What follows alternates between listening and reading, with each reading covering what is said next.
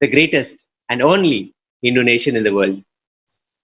Sri Kailasa is a Hindu nation revived by His Divine Holiness, Bhagavan Nithyananda Paramashivam. Sri Kailasa is dedicated to the preservation, restoration, and revival of an enlightened culture and civilization based on authentic Hinduism. Spread the message of Sri Kailasa. Share this satsang. We invite all the viewers to share this video with everyone on Facebook, Twitter, Instagram, and all other social media platforms. Subscribe to Kailasa's Nithyananda YouTube channel to receive exciting updates about Sri Kailasa. Today is June 6th.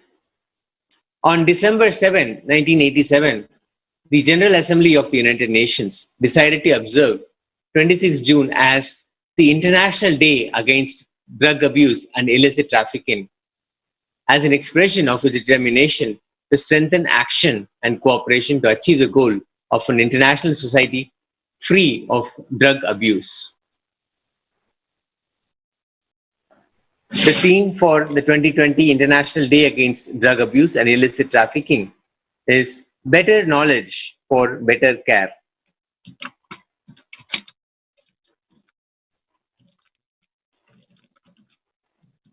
The theme emphasizes the need to improve the understanding of the world drug problem and how, in turn, better knowledge will foster greater international cooperation for countering its impact on health, governance, and security. His Divine Holiness, Nithyananda Paramashivam, addresses the global problem of drug abuse and offers solution from the individual's inner being. Creation is all about high enthusiasm. Enthusiasm can never be brought by any reason. It is an internal quality, like breathing, like living. Enthusiasm is high quality.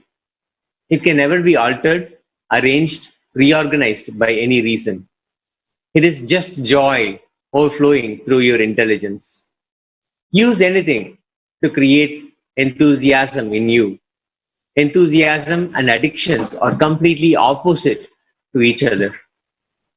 Things which addict you can never give enthusiasm. Things which give enthusiasm to you can never addict you. Enthusiasm is creation, creativity. Beautifully, His Divine Holiness, Nithyananda Paramashivam, addresses the global problem of drug abuse and offers solution from the individual's inner being through individual transformation. Creation is all about high enthusiasm. Enthusiasm can never be brought by any reason. It is an internal quality, like breathing, like living.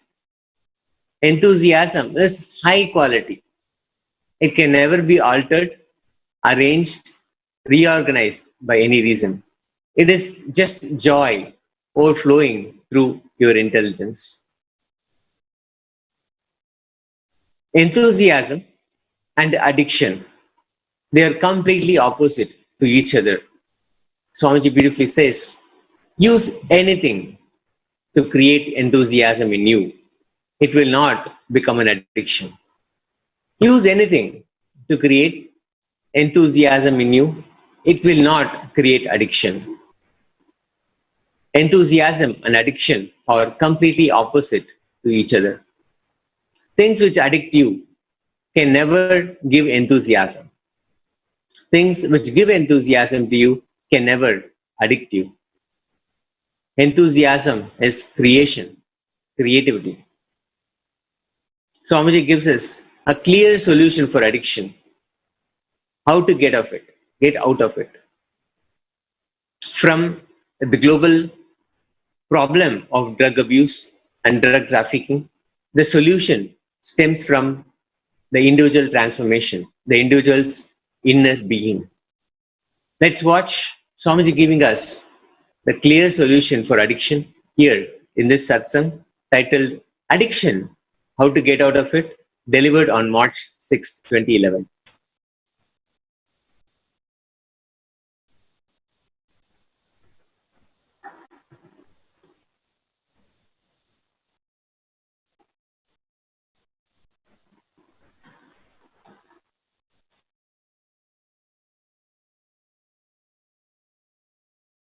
filling your being is the right job of the master than fulfilling your desires. Fulfilling your desires are too small than filling your being. A real master fills your being.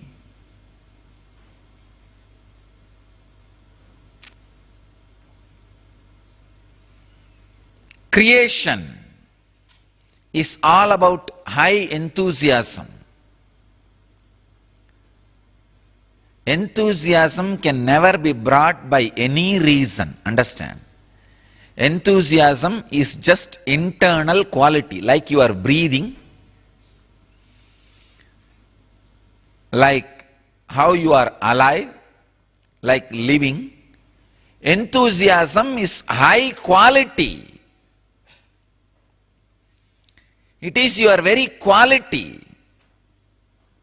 It can never be altered, arranged, reorganized by any reason. It is just joy overflowing through your intelligence. I can tell you, use anything to create enthusiasm in you. Enthusiasm and addictions are completely opposite to each other. Things which addict you can never give enthusiasm. Things which give enthusiasm to you can never addict you.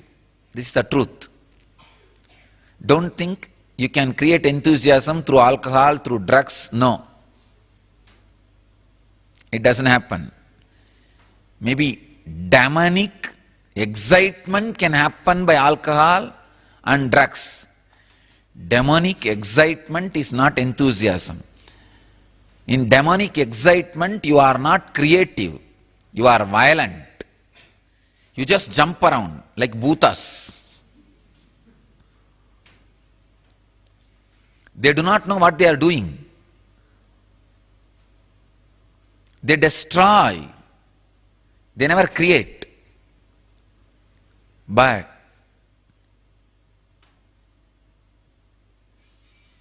in enthusiasm, you are not demonic or excited. You are only enthusiastic. Enthusiasm is creation, creativity. I can tell you, whenever you are filled with enthusiasm, those few moments you are experiencing God intensely in your inner space. When you are having a big change in your life, but suddenly you have a guts and energy to face the situation, be clear, you received the prasadam.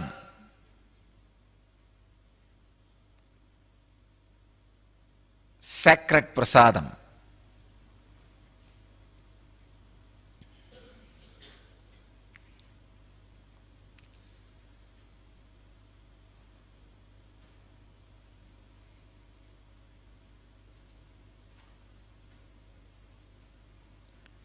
High enthusiasm is real wealth.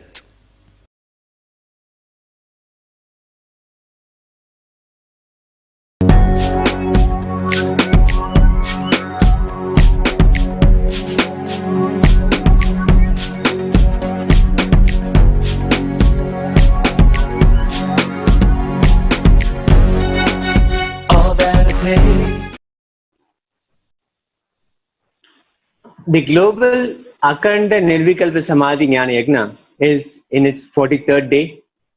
On May 13th, His Divine Holiness Bhagavan Nithyananda Paramashivam started this movement to give the world a superconscious breakthrough and heal the world from COVID-19. Since then, people from over 50 countries continuously sit and radiate the space of Paramashiva by participating in the process of unclutching, sitting in Nirvikalpa Samadhi 24 hours a day, 7 days a week. More than 50 countries have participated and contributed to more than 55,000 minutes. Every zone starts with chanting the Mahavakya initiated by Swamiji for 1 hour, and then chanting of Upanishads and Bhagavad Gita for 1 hour. Then sitting in the process of Nirvikalpa Samadhi, unclutching. At any given time, there are at least 4 to 8 zones actively unclutching around the world. Free introductory meditation classes are available and no prior experience is necessary. So log on to kailasa.tv/Minutes for Peace and join the Minutes for Peace movement. Glimpses of Paramashivoham, the most extraordinary and powerful and positive event on this planet. In yet another exciting, extraordinary Kailasa Courtyard initiation session, His Divine Holiness Bhagavan Nithyananda Paramashivam welcomed the participants of the Paramashivoham event, Season 7. His Divine Holiness shared sacred secrets from Paramashiva directly. Your consciousness, your soul is so powerful. Whenever you are aware of your existence, your decisive identity, it radiates the power to manifest that identity. Whenever you remember your conscious identity, it starts manifesting. When you are in dull, forgetful mood like apasmara, don't worry. The apasmara doesn't have power over you.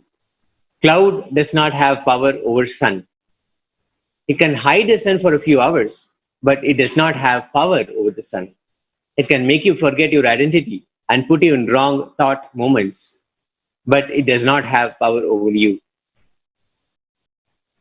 Whenever you remember your decisive identity, you start manifesting it more and more intensely. Your unconscious identity, delusion, fear, forgetfulness do not have power over you.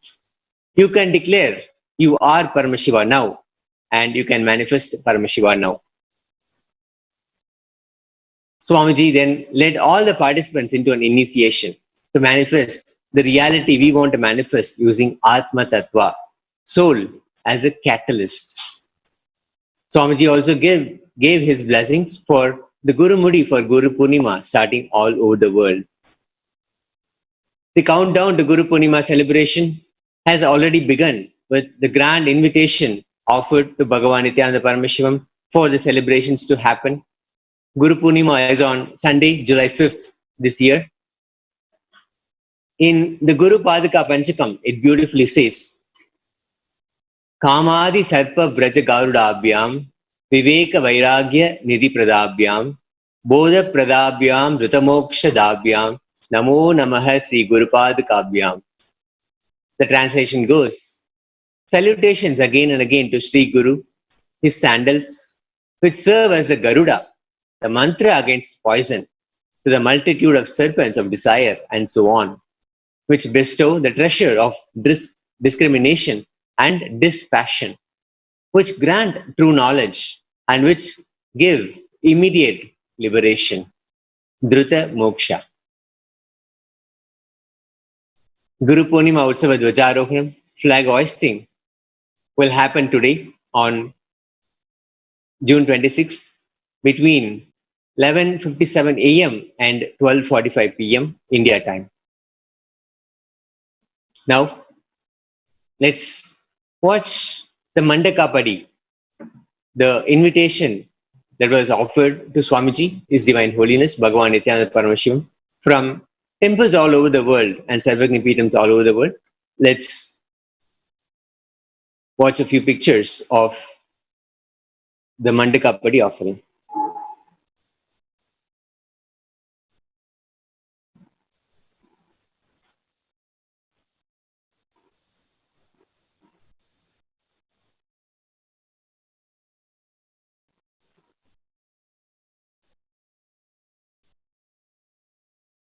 The Mandakapadi offering commemorates the invitation given to His Divine Holiness Bhagavan Nithyananda Paramashivam for the grand celebration of Guru Purnima Utsava.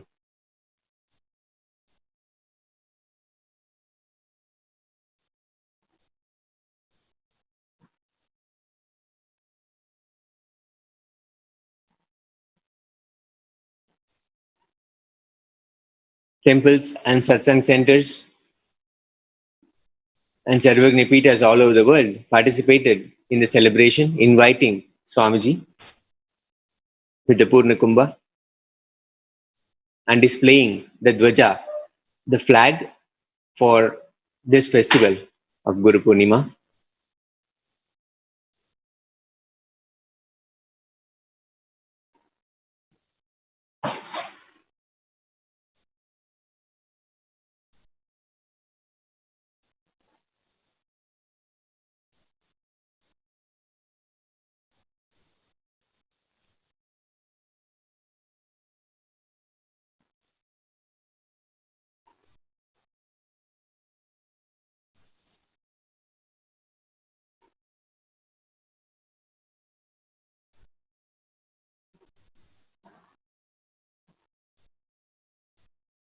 Temples and Sarvagnipitas from all over the world offering their invitation for Bhagavan Nithyananda Paramashivam for the celebration of Guru Purnima.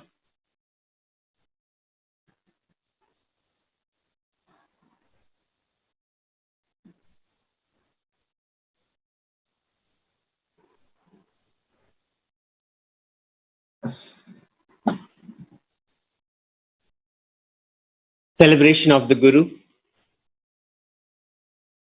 How to connect with the Guru? Beautifully, the Guru Padaka Panjikam says, it's worth repeating, Kamadi Sarpa Braja Garudabhyam Viveka Vairagya Nidhi Pradabhyam Bodha Pradabhyam Drutamoksha Dabhyam Namo Namaha Sri Guru Padakabhyam. Salutations again and again to Sri Guru's sandals, Padakas, which serve as the Garuda, the mantra against poison, to the multiple serpents of desire and so on, which bestow the treasure of discrimination and dispassion, which grant true knowledge, and which give immediate liberation. Today, the Guru Purnima Utsava Dwajarohanam will happen between 11:57 and 12:45 p.m. That is India Standard Time. How to connect with the Guru?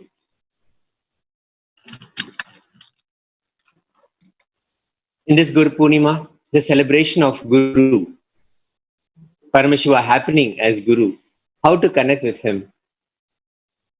Paramashiva in Guru form, being the embodiment of compassion, assumes the responsibility of showing how to connect with the Guru, with him. This happens by his Leela, by showing in his story how he connects with his Gurus, and through Jnana Pada, the transfer of knowledge.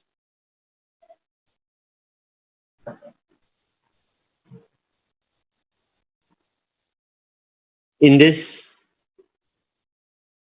Satsang from January 31st, 2012, how to connect with your Guru, Swamiji beautifully shares the special zone of being friend to one's Guru. Being a devotee is a lovely privilege and brings us many blessings.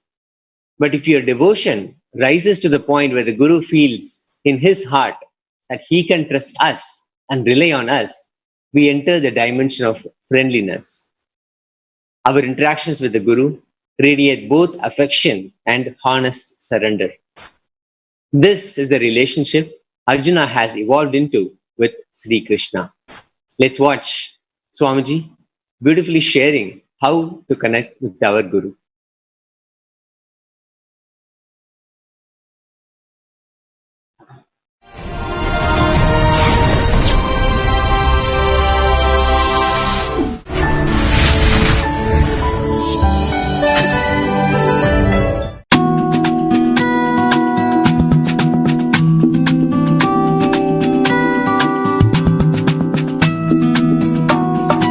Enter into today's satsang in Bhagavad Gita, 4th chapter, Jnanakarma Sannyasa Yoga,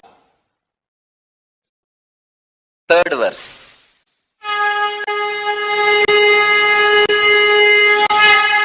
Sayevayam maya tedya yoga proktah pura पुरातनः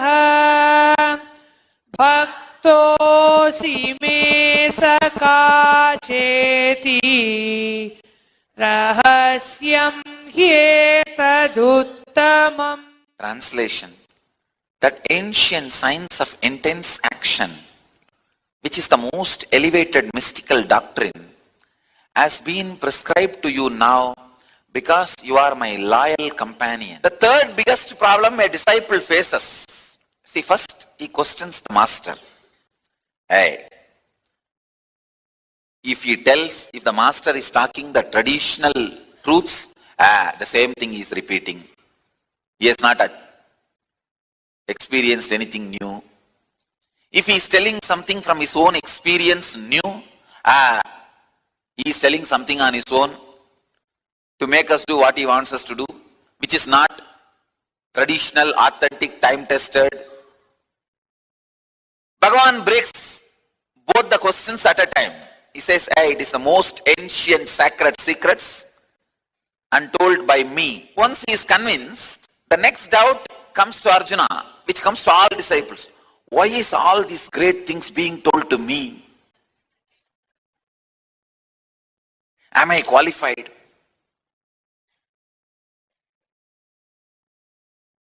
I have seen so many fellows running away with the name, I am not fit.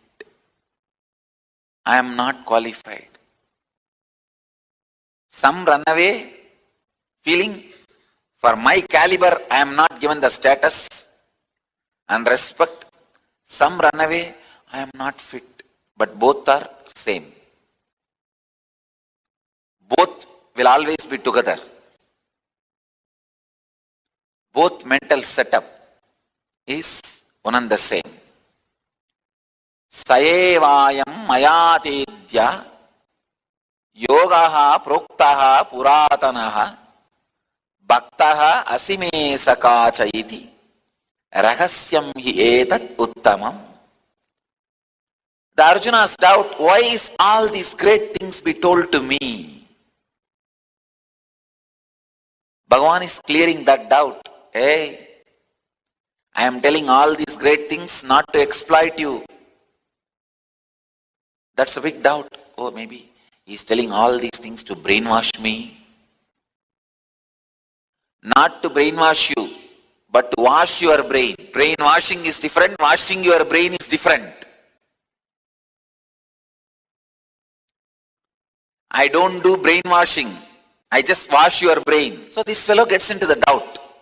Maybe he's trying to brainwash me. For that, Bhagavan is answering, hey, this ancient science of intense action, which is the most elevated mystical doctrine, has been prescribed to you now because you are my loyal companion. Very beautifully Bhagavan says, Bhaktaha asi me saka sa iti. Best thing can happen to you is when Bhagavan says, you are my royal companion. Loyal companion. Please understand. Bhaktaha and Saka. When he is using both the word, you are a loyal companion and royal companion. I tell you. That's the greatest thing can happen to you.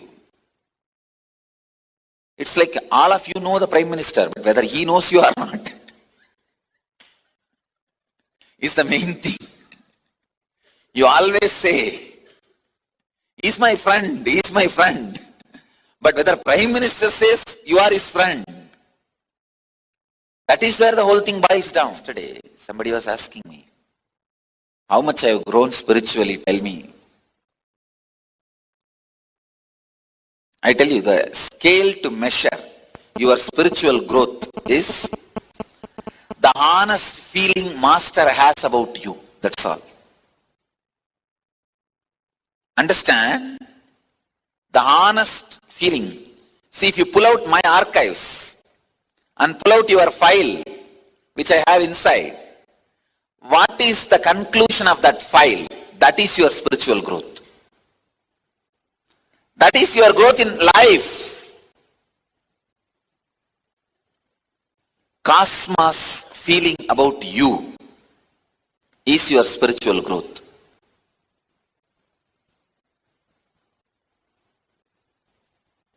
The ultimate blessing is Bhagavan saying, Bhaktaha asime sakachayiti. You are my devotee and companion. God. Even after this word, if this idiot is not breaking and falling at the feet of Krishna and just picking up the Gandiva and sending the arrow to kill Bhishma and Drona and all these fellows, I tell you, immediately he needs a Sangha meeting. Bhagavan is saying, you are my loyal companion. You can give life for this one word. Forget about one life. You can give life for this one word. And still this fellow is sitting and asking doubts. Bhagavan saying, you are my loyal companion. What more is required? Bhaktaha asime sakachayiti. Even the word loyal companion is too small word. He is saying devotee companion. Bhaktaha asime sakachayiti. Let me give you word by word meaning. Sayeva ayam maya te adya. He says, you are my devotee and also friend. Bhaktaha, devotee, asi, you are, me, my, saka, friend, cha, also. I want to give you word by word meaning. Only then you will understand how beautifully Bhagavan says. He says, you are my devotee and companion. That is the reason I am giving you this most mysterious, sacred, secret. Uttamam Ragasyam. He says, supreme secret. Sacred secret. Ragasyam hi etat uttamam. Because you are my friend and companion, I am giving you this great science. The most funniest thing happens around the masters is, these fellows, they think by just holding on to the place or some status, they can achieve the ultimate. No. Real achievement happens by the understanding or the conclusion master carries about you. I tell you, you can give up anything to rewrite that, create that properly and rewrite that properly. That is why I always tell people, with master, before committing, think again and again. Because nothing else matters in the planet Earth. Your spiritual growth, mental growth, physical growth, wealth, relationships, everything can happen just if the master's grace is there on you. Nothing will be useful if that grace is not there on you. So build right file in master's heart. Your book of heart does not show your spiritual growth. It only shows your spiritual struggle. My book of heart shows your spiritual growth. Understand, in my book of heart, if you see the index and see your name page, what that page says, what is the conclusion, updated this moment. My book of art is electronic, cosmic electronic. Constantly gets updated. What my book of art says about you. That is your spiritual growth.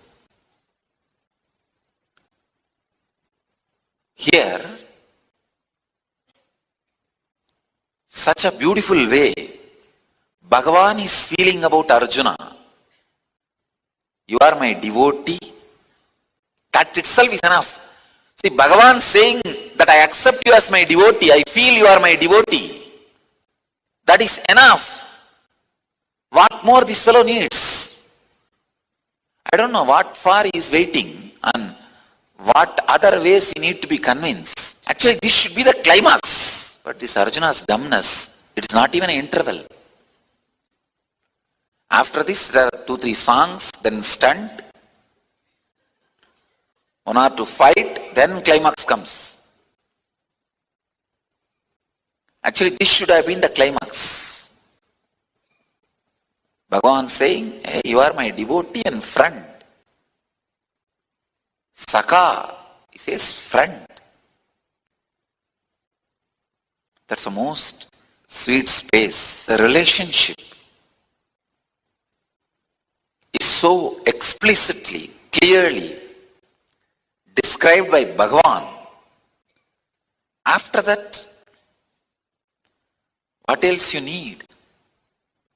Very beautifully he says, because you are my friend and companion, I give these great signs to you. These great signs, ancient signs of intense action, I am giving it to you. I tell you, if I feel you are honestly committed to me, you will listen to me. If I trust you will listen to me, I will prescribe the same thing to you. Bhagavan says, he trusts Arjuna. You are my devotee and companion. That is why I am sharing this most sacred secret with you. Ragasyam hi edat uttamam. Ragasyam hi edat uttamam. I can say this whole verse is with a lot of emotion. This cannot be interpreted intellectually. The meaning, Bhagavan says, come on. You are my friend and companion, devotee. That's why I am giving these signs to you. No. The context needs to be understood. Bhagavan is not giving this great Gita to Bhima. Bhima may not even need. Just one instruction from Krishna is enough. Yudhishthira is not giving it to great Dharmaraja Yudhishthira. I tell you, too much of morality, you can't receive the ultimate science. For the ultimate science, you need certain kind of a closeness where you step outside morality, where morality is not the frame with which you relate to the master. Of course, it's very sensitive, subtle subject where you need to understand it very intelligently. Otherwise, the whole thing can become one more scandal. Yudhishthira relates with Krishna with a clear moral frame. Oh, uncle. And always Yudhishthira will get up when Krishna comes. It was completely different relationship. But Arjuna's is more romantic relationship. Krishna and Arjuna, it was more romantic. Otherwise, will a friend ask, it will be nice if I can have the physical pleasure of your body also. Maybe this fellow thought, what is this? So many women are falling for him. There must be something. Anyhow, the relationship between Krishna and Arjuna, you need to understand the whole context. Only then you will catch this whole. It is such a sweet intimacy where the boundaries of social morality, social lines are not the priorities. Of course, Arjuna never disrespected Krishna, but the social morality, social lines were not restrictions. They are not priorities. The closeness and the intimacy has become such, the social boundaries have become dull. They become dim. There's such strong connection. See, Sakadeva was a disciple of Krishna. Sakadeva learned many of the Shastras from Krishna. He's a disciple. Nagula is a great devotee. But none of them received this Bhagavad Gita because none of them had friendliness, where Bhagavan can speak the truth as it is. Bhagavan is very beautifully saying, you are my devotee and friend. Because you are my devotee and friend, I am teaching you this supreme secret. Rahasyam hi edat uttamam. Most sacred secret, I tell you. The essence of this verse is, evolve yourself, where Master says, he really trusts you. He feels you are his devotee. He feels you are his companion. The most loyal companion. Nothing else matters in the life. If your master can say, you are his friend and companion. Guru Pataka Sloka very beautifully describes worthlessness of everything when you don't fall at the feet of the master, and you will have everything when you are at the feet of the master. The context in which these words are uttered, that makes the meaning for this whole verse. Bhagavan says, because you are my devotee and loyal friend, I am telling you the most sacred secrets, the ultimate truth, the ultimate secret to raise your life to my level. See, it's like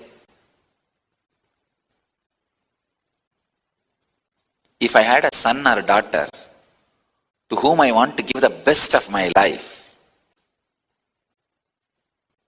what I'll give, I'm giving the same thing to Gurukul kids. To our Gurukul kids. The reason is because I trust them, they will receive, they will imbibe. When I was reading their vision statement, I really felt jealous and I want to join the Gurukul. Bhagavan is saying, I have this trust on you. That is why I am teaching you the supreme sacred secret. So the essence of this verse is, prepare yourself and make yourself worthy of Master's feeling connection. That's the right word. You feeling connection with Master is not that important. He feeling connection to you is that important. That's why I'm telling you. You seeing him is not that important. He seeing you is really important. You seeing him, you will pick up only whatever is comfortable for you from his words and do. When he sees you, he will pour his whole being into you.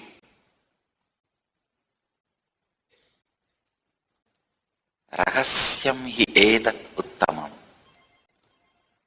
Bhagavan says the ultimate sacred secret, ultimate mystery.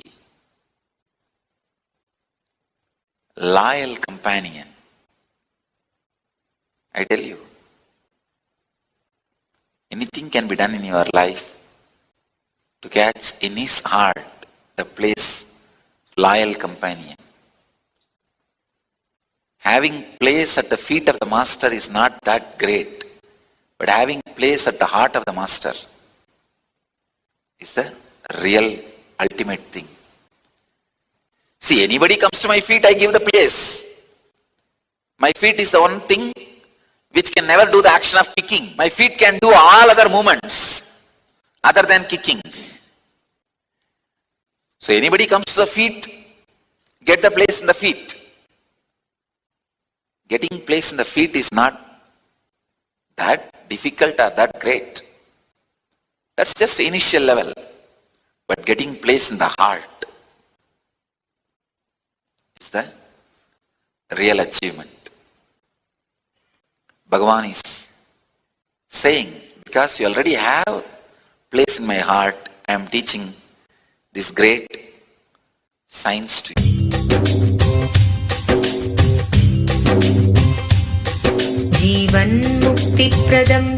Paramahamsa Nithyananda, a rare living incarnation, is named among the world's 100 most spiritually influential personalities today. Paramahamsa Nithyananda has been placed alongside Dalai Lama, Nelson Mandela, Oprah Winfrey, Paulo Coelho and others by Mind, Body, Spirit, the world's top esoteric magazine from Watkins, London's oldest and largest bookstore.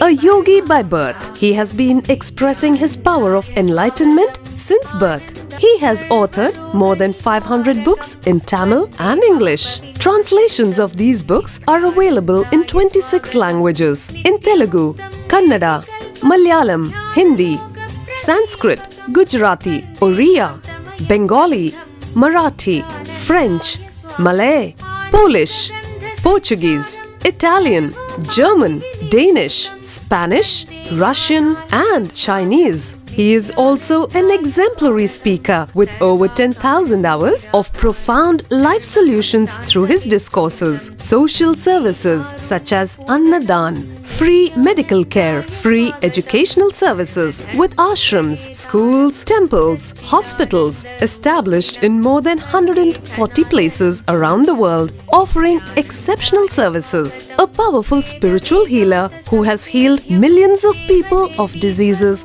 from migraine to cancer.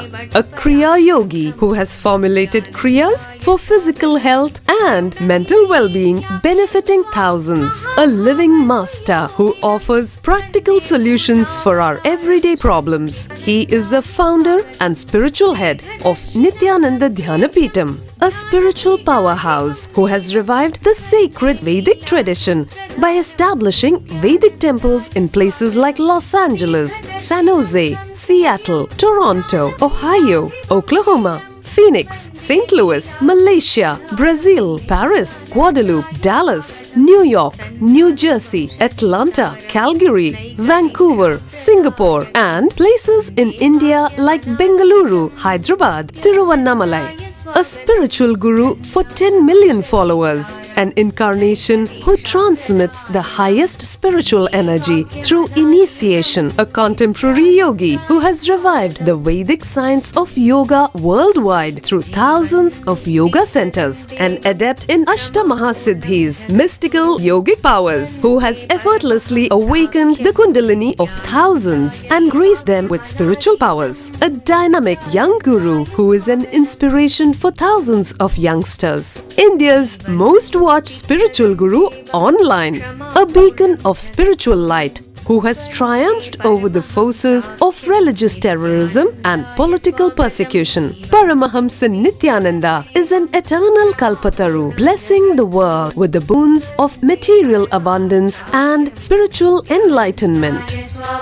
He is the 293rd pontiff of the world's most ancient Hindu organization, Madurai Adinam. Nithyanandaya swagatam Anandanubhavaswadam Sarvaroga nivarakam वन्दे पापविनाशक्तं नित्यानन्दाय स्वागतं नित्यमुक्तं निर्विकल्पं ध्यानलोकप्रदीपकं वन्दे शान्तमयं बन्धं नित्यानन्दाय स्वागतम् आनन्दगन्धसञ्चारं सर्वोपाधिविनिर्मुक्तं वन्दे ज्ञानालयं नाथं नित्यानन्दाय स्वागतम्।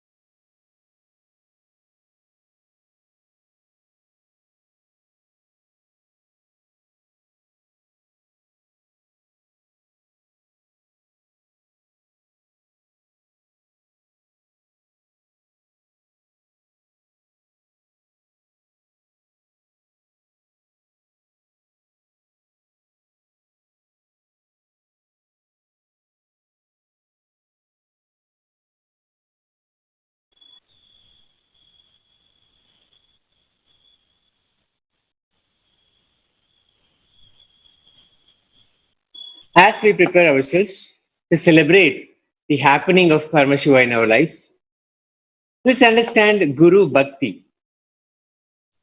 We may have multiple cognitions about Bhakti, devotion towards the Guru.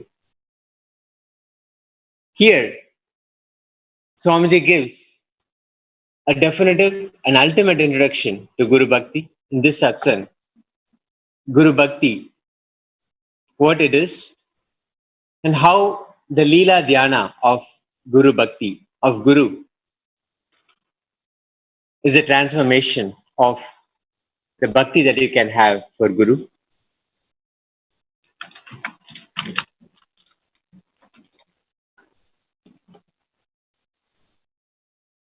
Swamiji beautifully shares how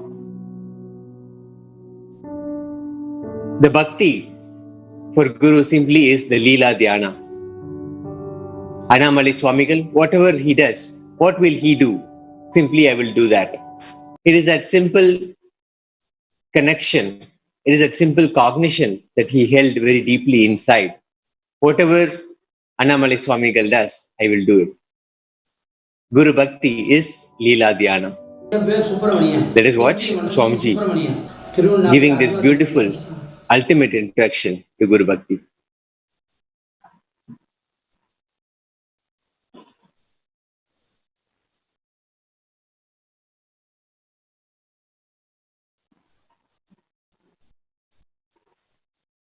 கிருத்திக மண்டபம் 1973 இருந்து 2012 வரைக்கும் அண்ணாமலையார் வச்சு நான் பூ கட்டினேன் கிருத்திக மண்டபத்தில். 60 ரூபா சம்பளத்திலிருந்து 14,000 ரூபாய் சம்பளம் வரைக்கும் நான் வேலை இருந்தேன். நான் ரிட்டையர்மெண்ட் ஆகிட்டேன். ரிட்டையர்மெண்ட் ஆன பிற்பாடு அந்த எங்கள் பையன் பூ கட்டுற அண்ணாமலையாருக்கு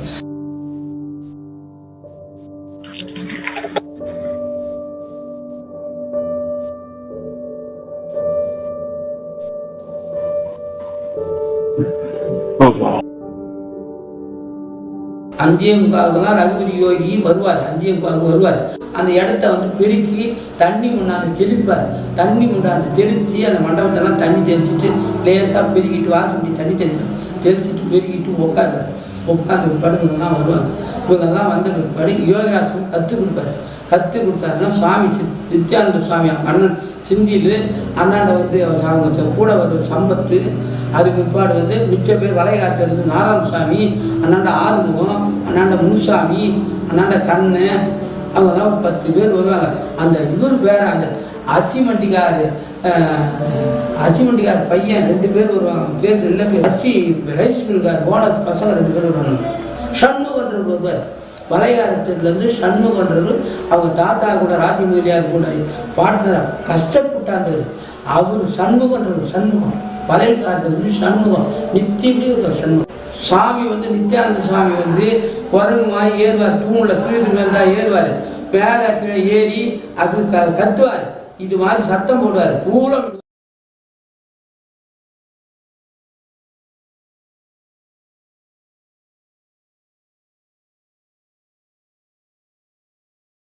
आनंद परमशिवोहम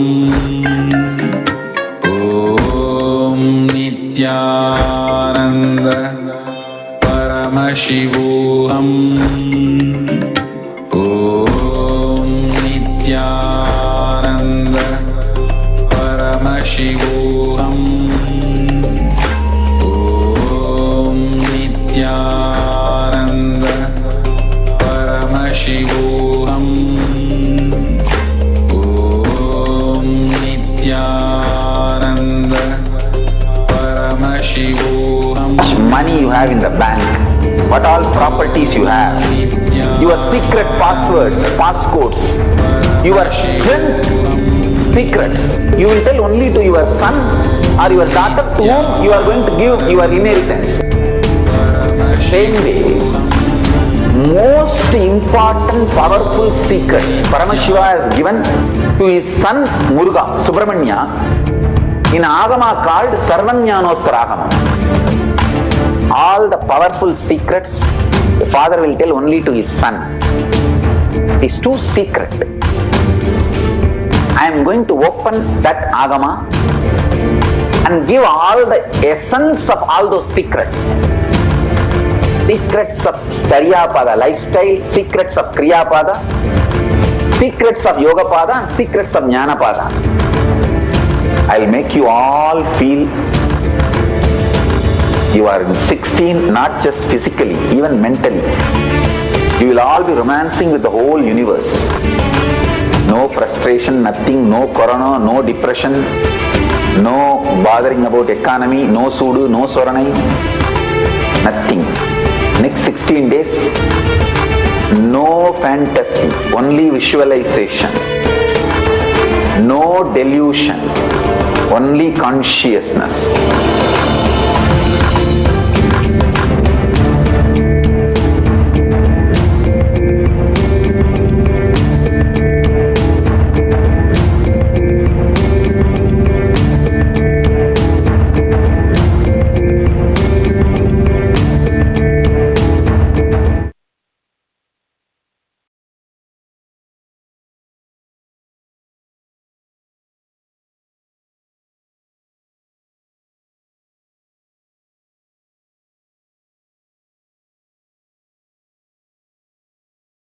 Whatever you think as your strength, like how much cash you have, how much gold you have, how much money you have in the bank, what all properties you have, your secret passwords, passcodes, your strength secrets, you will tell only to your son or your daughter to whom you are going to give your inheritance. Same way, most important powerful secrets Paramashiva has given to his son Muruga Subramanya in Agama called Sarvanyanottara. All the powerful secrets the father will tell only to his son. It is too secret. I am going to open that Agama and give all the essence of all those secrets. Secrets of Charyapada lifestyle, secrets of Kriyapada, secrets of Yogapada, and secrets of Jnanapada. I will make you all feel you are 16, not just physically, even mentally. You will all be romancing with the whole universe. No frustration, nothing, no corona, no depression, no bothering about economy, no sudu, no soranai, nothing. Next 16 days, no fantasy, only visualization, no delusion, only consciousness.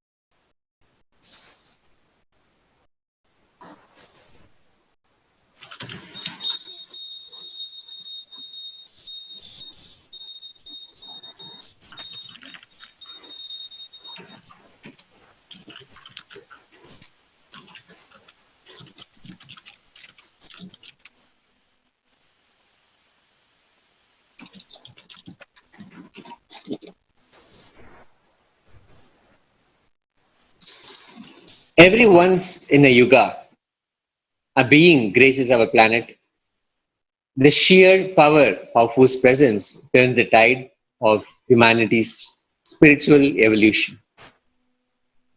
When such a being lives amongst us, moves amongst us, millions are drawn towards him beyond their understanding, intuitively sensing in him the fragrance of their own inner awakening. Such a being is recognized as an avatar, the divine in human form. An avatar has no purpose. Just as the rain is drawn to the parched earth, he is drawn to our plain, compelled by nothing but boundless compassion to fulfill the longing of a million hearts. He hears the ardent cry that asks to break free of the pain and misery of countless lifetimes. He is the power and the responsibility to awaken humanity from the darkness of ignorance into the light of bliss and enlightenment. A being of such cosmic proportions walks amongst us today.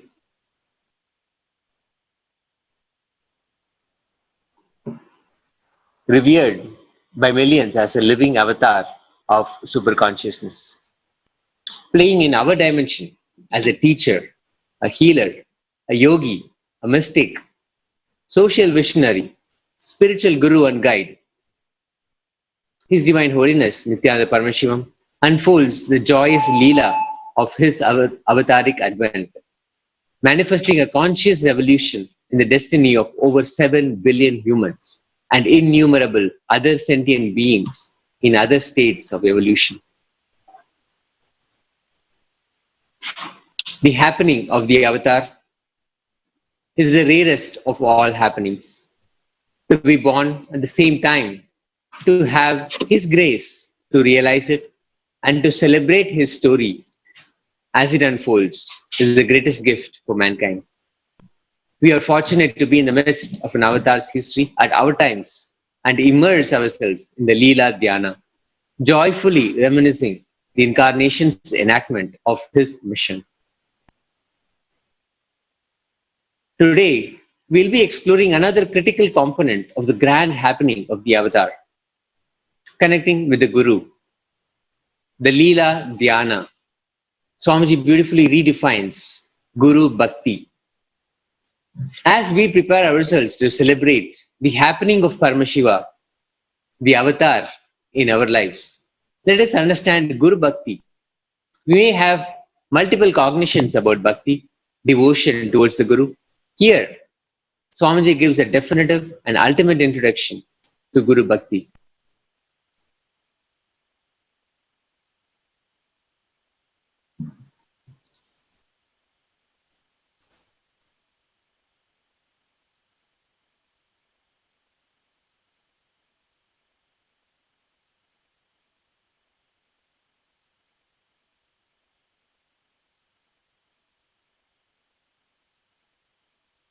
Leela Dhyana. I always used to do that. What Annamalai Swamigal will do in this space. I had Annamalai Swamigal as a great inspiration for me. Any of you have seen him? He lived till 95. A great Paramahamsa, disciple of Ramana Maharshi, an ultimate disciple. Actually once, Bhagavan was taking bath and he called Annamalai Swamigal to clean the back. So in those days they will take a small brick and clean the back. No soap, brick only. Brick and sekai powder. Sekai powder is what in English? Soap nut powder. So he was doing that. Bhagavan just turned and blew on his face. He became enlightened. Annamalai Swamigal became enlightened. And that he was in that ecstasy. And maybe that body was jumping, not unable to balance. He gave, Ramana Maharshi was standing with his stick. He gave his stick and told, just walk for some distance and sit. He told in Tamil, அப்படியே கொஞ்சம் மெதுவா நடந்து உக்காந்துருங்க, இருந்துருங்க. In Tamil, the word sit means establish yourself in samadhi and squat. Both has same meaning. So he took that word literally. He was walking with that stick for some distance, maybe some 100 meter, and sat, established himself in samadhi. Next 45 years he did not move from that place. He just lived in that area. That's all. At the most, the devotees built a small bathroom for him nearby. And the place where he sat, they built a room when he was sitting inside. And at the most, he will come out of that room and go to bathroom. In the 10-20 feet, he will walk. That's all. That's it. 45. And funny thing is, Ramana Maharshi left the body. He did not go to see his body. Guru's body is there in 100 meter. He did not go there. He said, Bhagavan's words. Literally he lived. Radiating enlightenment. Extraordinary. I always used to feel what he will do. Then immediately, that is the life. That's the solution. Once I was walking around the Arunachala hill. Late night, Amavasya day. No light in those days. I was walking slowly. I was crossing the cremation ground, burial ground of Arunachala. And suddenly I saw something in the road. I just noticed just 3-4 feet before. I looked in. I saw it's a dead body, which was not buried properly in the rain, came out and it's lying on the road. And did not even have a fear stroke. Just felt, what Annamalai Swami will do in this situation? He will just walk around and go. When I was walking around and going, I saw one dog in corner sitting with a skull and eating that head of the dead body. He was eating. I looked in. He was busy with his work. He looked at me. I was busy with my work. That's all. I walked. It's a very powerful process called Lila Dhyana.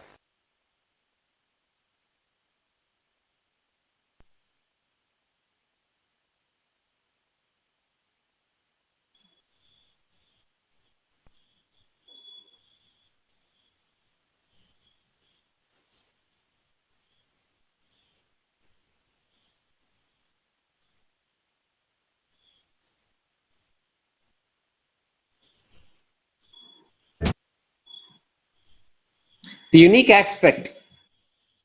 aspect of Guru relationship is that each one of the disciples has a connection of their own. We connect with the ultimate in many ways, and the Baba we connect also goes through transformation as we grow in maturity. Here we have a participant of the Inner Awakening program from Los Angeles sharing his connection with Swamiji and how it has evolved. Let's watch the participant sharing. He is the same as my internal Guru.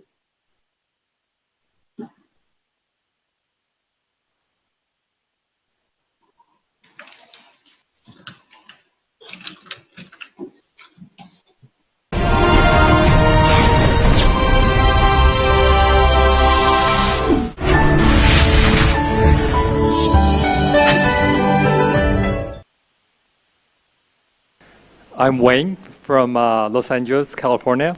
This is my second inner awakening. It's taken me 20 months to come back. My first time was in November 2011. That's when, because of my wife, I came with her. And during that inner awakening, it changed my life completely. And the essence for me, what I've experienced during that time, it was actually on the third day. It was right after yoga session, right after lunch. Back then, we do another yoga session after lunch. And which time, during our favorite time, which was Shavasana, when we lay down there after 1 hour of work, my life flashed through me energetically. And of course, I saw images. All the sufferings that I experienced that entire life just flashed through. And at that time, it made a very, very deep impression. Oh my goodness, it was a shock. What have I done? We've done all this processing, and the whole time, the person that's been the cruelest, that's been creating all the sabotage, the one that's all doing all the torturing, is me. Because I choose to hold on. I choose to think that I'm right. And it was such a shock that I feel in a sense of guilt as well. What have I done? And then it was also at that time when I reflect on my whole life. It's a matter of only 1 or 2 minutes. But it was so strong and so powerful that I also reflected deeply, and I saw this being must be divine. There's no other reason. If this ego has done so much self-torturing, again and again, every single suffering that I have caused in my life, it flashed within me. But yet, I'm still here in this divine space, having this beautiful, precious opportunity to remember who I am, in which I've forgotten. At which time I realized very strongly that this have to be a divine being. Always forgiving, always offering compassion, always offering grace. And so, because of that experience, I went back to the room, looked into the mirror, and then connected. I'm sure we're all familiar with that practice, part of the completion process. And at that time, I made a very strong declaration. When I was connecting. And the declaration I made at that time was, I will never, never, never again sabotage the divine plan. That was the declaration I made.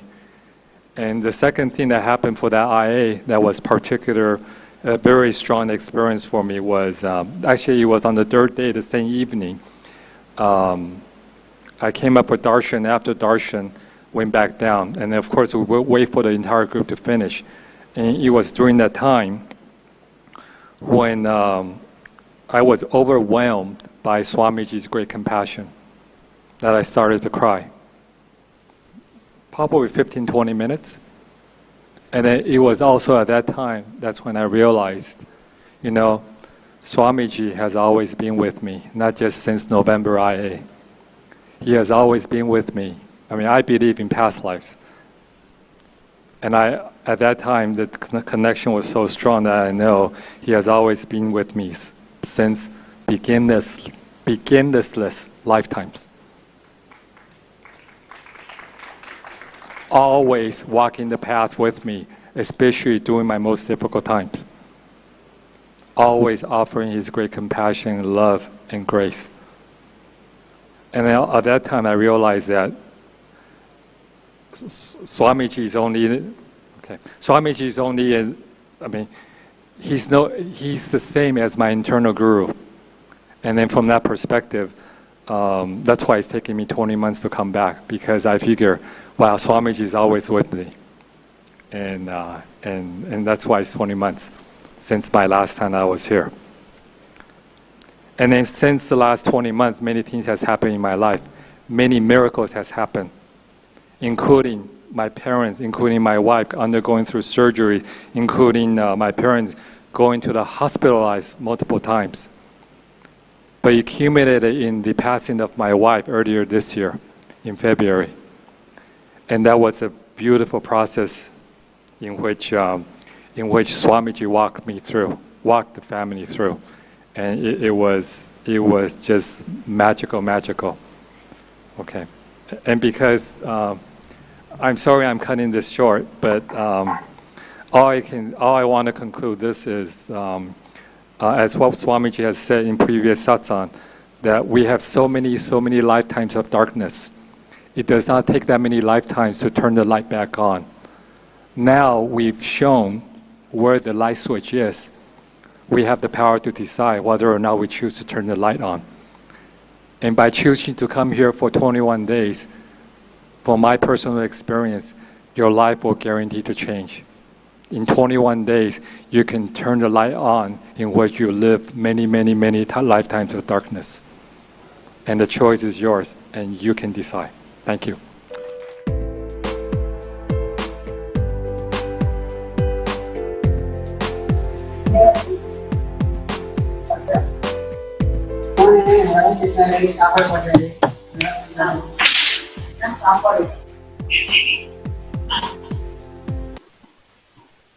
The happening of an incarnation is the rarest of all happenings.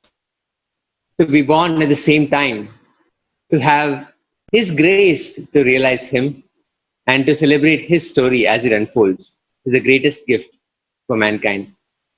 We are fortunate in the midst of an avatar's history of our times and immerse ourselves in the Leela Dhyana, joyfully reminiscing the incarnation's enactment of His mission.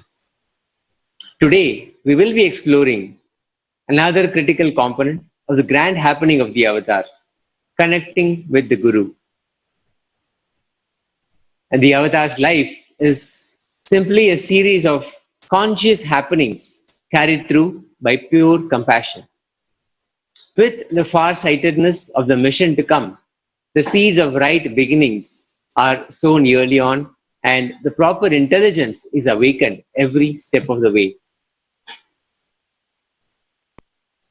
A glimpse into His Divine Holiness Nithyananda Paramashivam, this life story of an avatar, is a divine drama or Leela Manusha Vesham, the human role assumed for the sole purpose of furthering the cosmic play.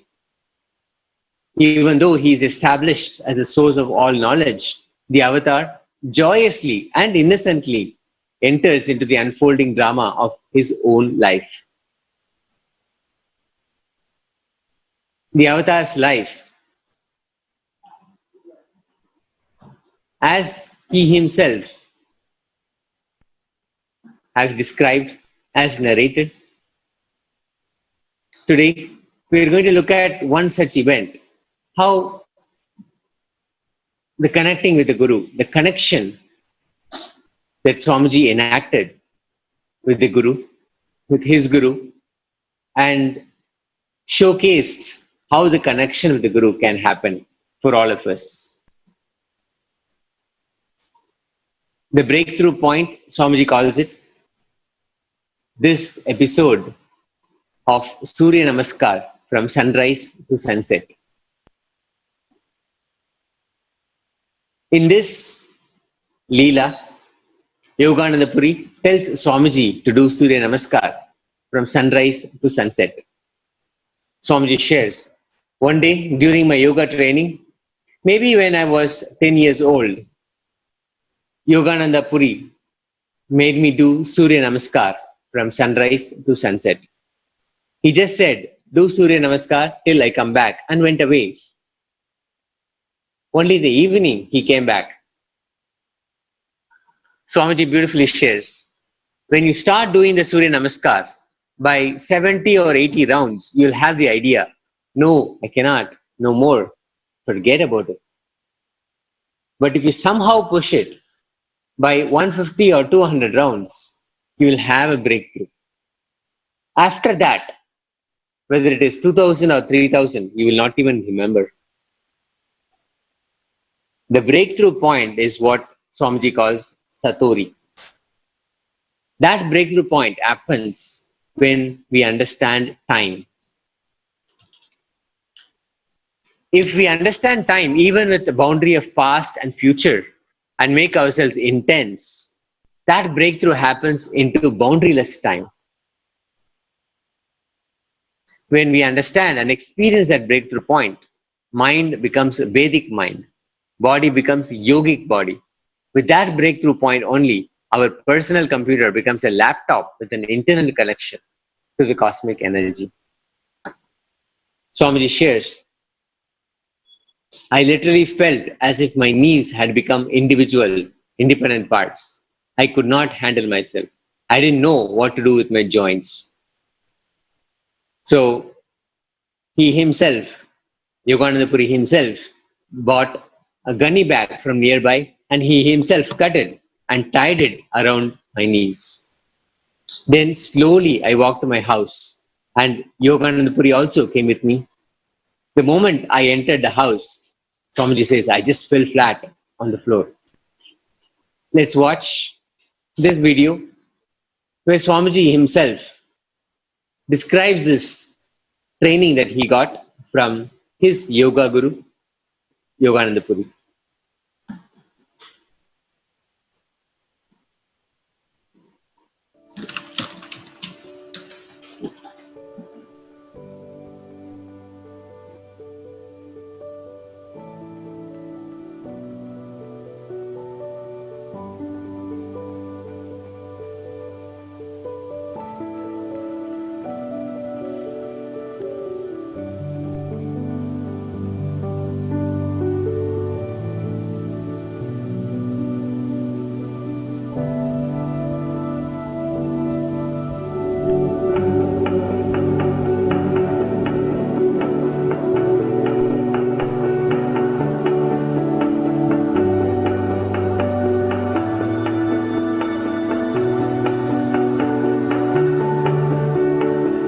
One of my great inspiration, I can say, is a first teacher. Even though he himself is not an enlightened person, he happened in my life for a purpose. I can say my whole physical strength I vow to him. My body is able to be alive and hold the enlightenment. See, enlightenment is like a bringing some 3-4 elephants into this small hut. What will happen to this hut? Like that only enlightenment. But still my body is alive, active and talking to you means that single soul, Raghupati Yogi, is responsible. I remember him really with great respect and gratitude, because at the age of 3, he chose me. I neither know about yoga, nothing. He chose me.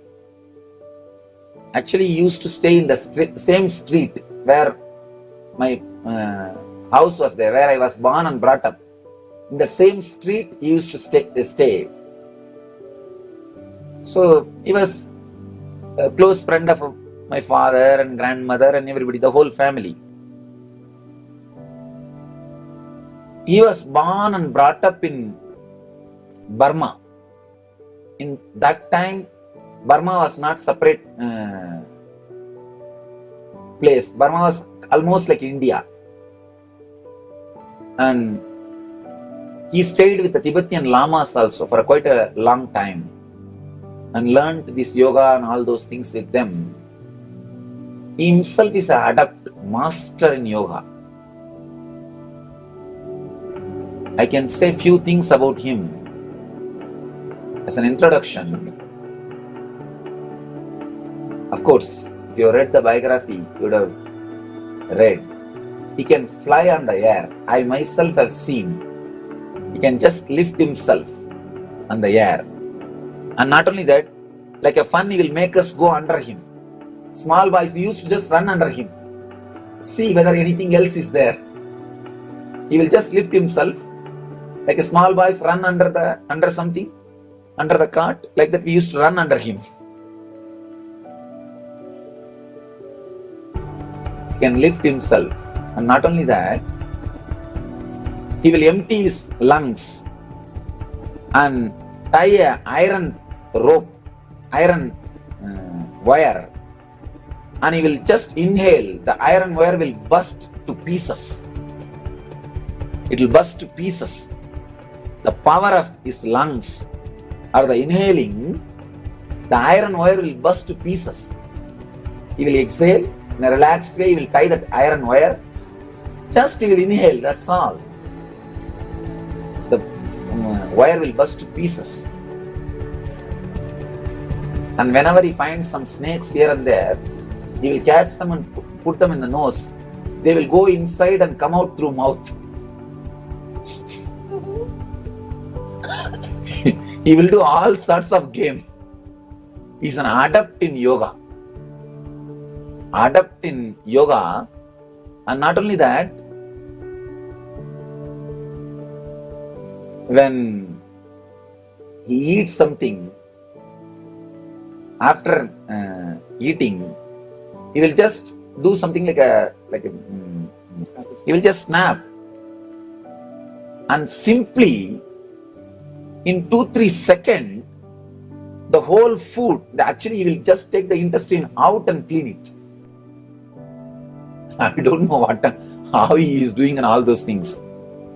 If disciples, actually some disciples, if they bring food and force him to eat, he never usually eats. If they force him to eat, he will eat in front of them just to console them out of compassion. The moment they go away, he will do something 2-3 seconds near the mouth, and just the whole intestine he will bring it out and wash it clearly with water and put it back.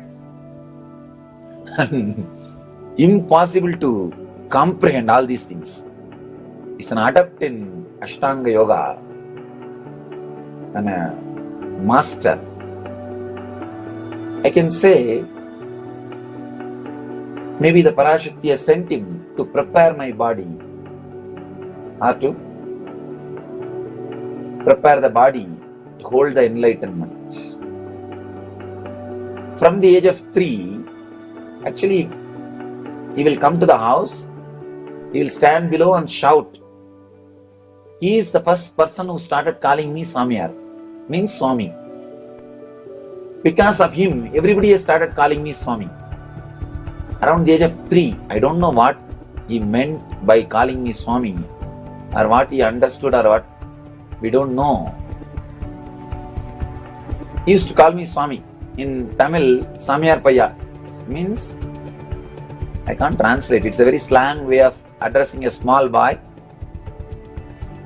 I'll come down, he will take me to the main temple, the Arunachala temple, make me do all sorts of yoga practices, 3-4 hours, and finally take me to a nearby hotel and get me coffee and food.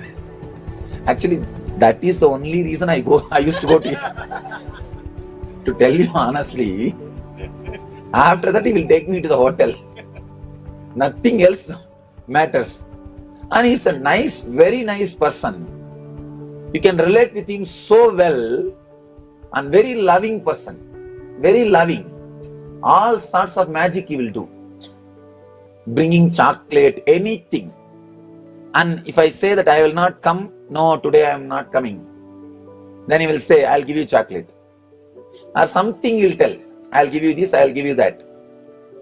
And moreover, only in the initial level, something like 6 months only, I will not come on all those drama. After seeing his materializing power and all, naturally the love and respect started growing. Love and respect started growing. The relationship became little intimate. Maybe around the age of 5, he materialized the conch. Still it is in our ashram. He materialized the conch. The full conch he materialized and gave me. That was the time I asked him for the initiation. That was the first time I asked him for initiation.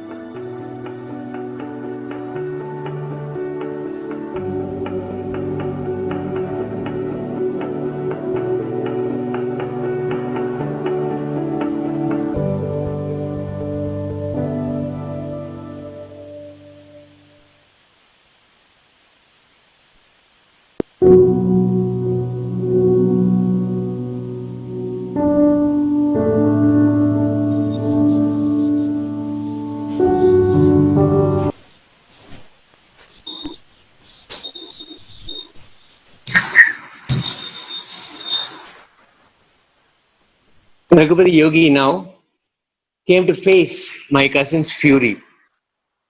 My cousin brother, who lived in the same house and who was also dumb and deaf, was very highly protective and possessive of me, Swamiji shares. He asked in his own language, Swami, what happened? What happened?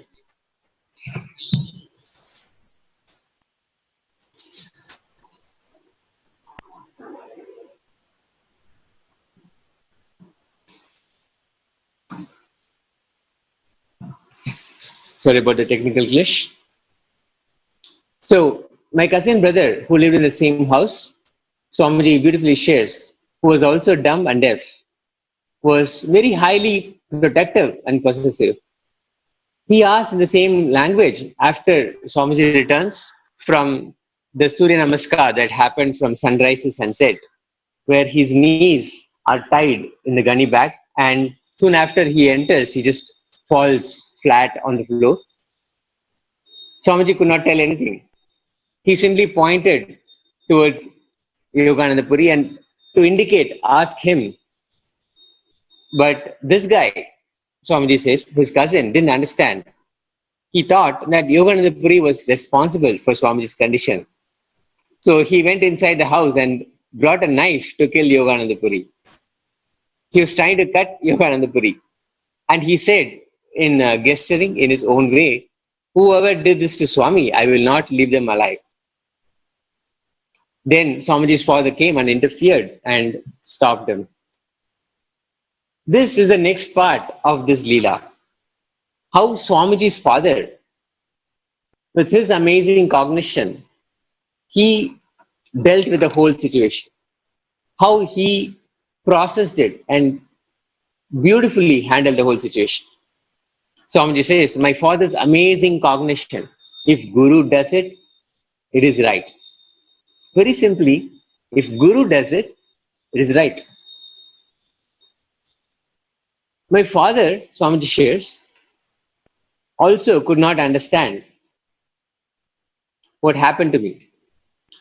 My father was also highly possessive of me. I saw already there were tears in my father's eyes. He asked, what happened? What happened? And Swamiji says, from morning till evening, I did Surya Namaskar. So I have knee pain. So I tied these. Immediately, Swamiji says, his father's face changed. When he understood it was between Swamiji and Yogananda Puri, he just hid his tears and said, if Guru does it, it is right. Keep quiet. If Guru does it, it is right. And Swamiji's father sends his cousin inside and does not utter a single word to his Guru. As usual, he touched Yogananda Puri's feet and took him inside for coffee. And Swamiji was just lying there. He was not even taken inside. I was still lying on the veranda, Swamiji says, and my father took Yogananda Puri inside for coffee.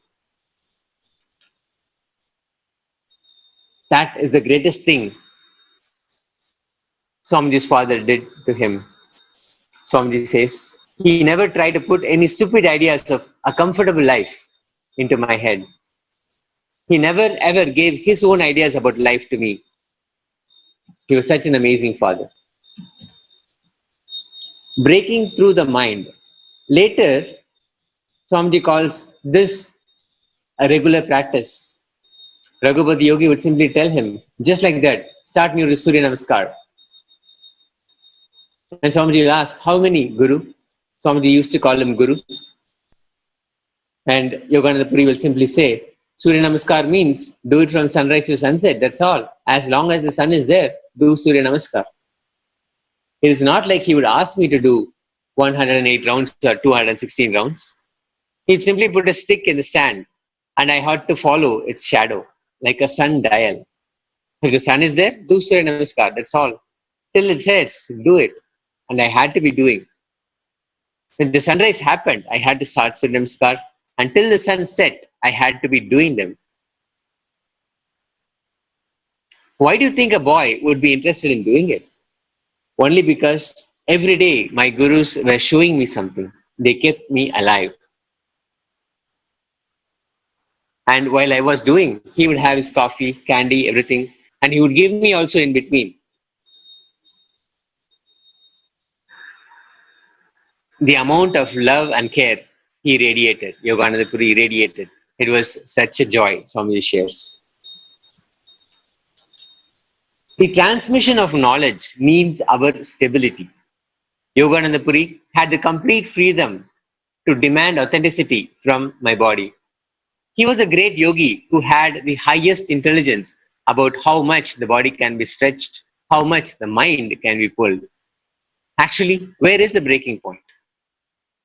There is no breaking point other than your mind fixing the breaking point. Swamiji says, the biggest poison the British gave to Indians to kill and destroy the Vedic civilization is the pseudo concept of freedom. It took away our stability. And today, even Indian laws don't promote or support stability. For example, when somebody joins the ashram, only if he is stable, I can transmit all these great mystery sciences to him. The day my mentor, Yogananda Puri, adopted me, he built a very clear, conscious inner image for me, outer image for me, life image for me, my image about life for me. So I knew that till death, this is going to be my life. Because of that stability, he was able to transfer so much spiritual knowledge to me. There was one eyewitness to this whole happening in the Kritika Mandapam, where the yoga classes Yogananda Puri had given to Swamiji. The eyewitness was a garland maker at the temple, at the Arunachaleswara temple in Tirunnamalai. His name is Subramani. Here we have a direct account from Subramani, the garland maker, who was the witness to the Kritika Mandapam enactment, the Leela of Swamiji.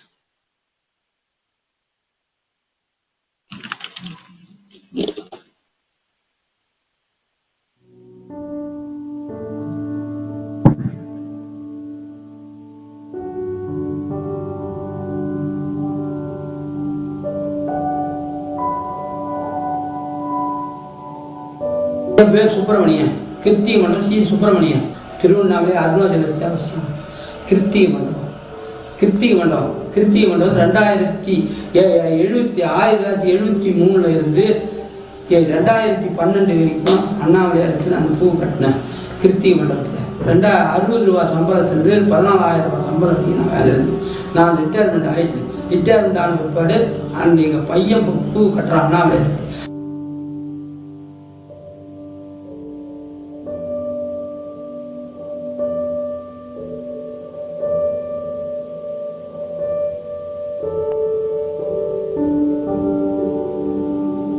அஞ்சியம்பாகலாம் Raghupathi யோகி வருவார், அஞ்சியம்பாக வருவார். அந்த இடத்த பெருக்கி தண்ணி கொண்டாந்து தெளிப்பார். தண்ணி கொண்டாந்து தெளித்து அந்த மண்டபத்தெல்லாம் தண்ணி தெளிச்சுட்டு லேசாக பெருக்கிட்டு வாசப்படி தண்ணி தெளிப்பார். தெளிச்சுட்டு பெருக்கிட்டு உட்காந்து பிற்பாடு இவங்கெல்லாம் வருவாங்க. இவங்கெல்லாம் வந்த பிற்பாடு யோகாசனம் கற்றுக் கொடுப்பார். கற்றுக் கொடுத்தாருன்னா சுவாமி நித்யானந்த சுவாமி அவங்க அண்ணன் சிந்தியில் அண்ணாண்ட அவங்க கூட வரும் சம்பத்து. அதுக்கு பிற்பாடு மிச்ச பேர் வளைகாத்திலிருந்து நாராயணசாமி, அண்ணாண்ட ஆறுமுகம், அண்ணாண்ட முனுசாமி, அண்ணாண்ட கண்ணு, அவங்கெல்லாம் ஒரு 10 பேர் வருவாங்க. அந்த இவர் பேர் அந்த அரிசிமண்டிகார் பையன் 2 பேர் வருவாங்க. பேர் நல்ல பேர் ரைஸ் மில்கார் ஓனர் பசங்க 2 பேர் வருவாங்க. சண்முகன்றவர் வருவார். வளைகாரத்திலிருந்து சண்முகன்றவர் அவங்க தாத்தா கூட ராஜமூலியார் கூட பார்ட்னராக கஷ்டப்பட்டாந்தவர். அவர் சண்முகம் வளையல் காலத்திலிருந்து சண்முகம் நித்தியமே ஒரு சண்முகம். சாமி நித்யானந்த சாமி குரங்கு மாதிரி ஏறுவார். தூணில் கீழ் மேல் தான் ஏறுவார். மேலே கீழே ஏறி அது கத்துவார். இது மாதிரி சத்தம் போடுவார், ஊழம் விடுவார். ரகுபதி யோகி கற்றுக் கொடுப்பார். இப்படி போ அப்படி போன்னு உதுவார். ரகுபதி யோகி அந்த சுவாமி சுப்பிரமணியர் உட்கார மேடையில் இப்படி அந்த ரகத்தில் மாதிரி ஒரு 4 வருடம் அப்படி தூக்குவார். அப்படி உட்கார்வார். சப்பலாமல் போட்டு உட்காந்து அப்படி தூக்குவார். ஜம்ப் பண்ணி தூக்குற மாதிரி அந்த ரகத்தில் ஏறி அந்த ரகத்தில் உட்காந்து 4 நிமிஷம் 3 நிமிஷம் அப்படியே அழுக்கா இருப்பார்.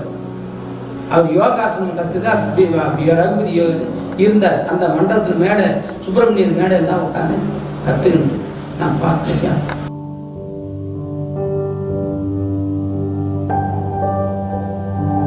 நித்யானந்த சுவாமி அந்த கிருத்திகை மண்டபம் தூணில் ஒரு தூண்டை ஏறாத தூண் கிடையாது. அந்த 36 தூண், அந்த தூணில் ஏறாத தூண் கிடையாது. 4 தூண் தான் அந்த பக்கம் ஏற முடியாது. 4 சிறு வச்சதுல இது பூராமே ஏறுவார், பயிற்சி பண்ணுவார். தலைக்கே இப்படி கீழ்ந்து மேல்தான் ஏறுவார். இப்படி கொம்பு பார்த்த அந்த பொம்மைகளை பிடிச்சி ஏறுவார். பொம்மையில பிடிச்சி ஏறி நான் பார்த்துருக்கேன். சுற்றி பூஞ்செடி இருக்கும், அதுக்கு துளசி செடி இருக்கும், இந்த நஞ்சாவட்டம் செடி இருக்கும். அதுக்கெல்லாம் தண்ணி கொண்டு ஊற்றுவாங்க. தொட்டியிலேருந்து கொண்டு ஊற்றிட்டு நாகலிங்க மரத்துக்கு தண்ணி ஊற்றுவாங்க. நாகலிங்க மரத்தில் இருந்து புஷ்பத்தை எடுத்து முருகருக்கு வைப்பாங்க. நாகலிங்க மரத்தில் ஏறி பூ எடுத்து முருகருக்கு வைப்பாங்க. மணி 7:45 8 மணிக்கெல்லாம்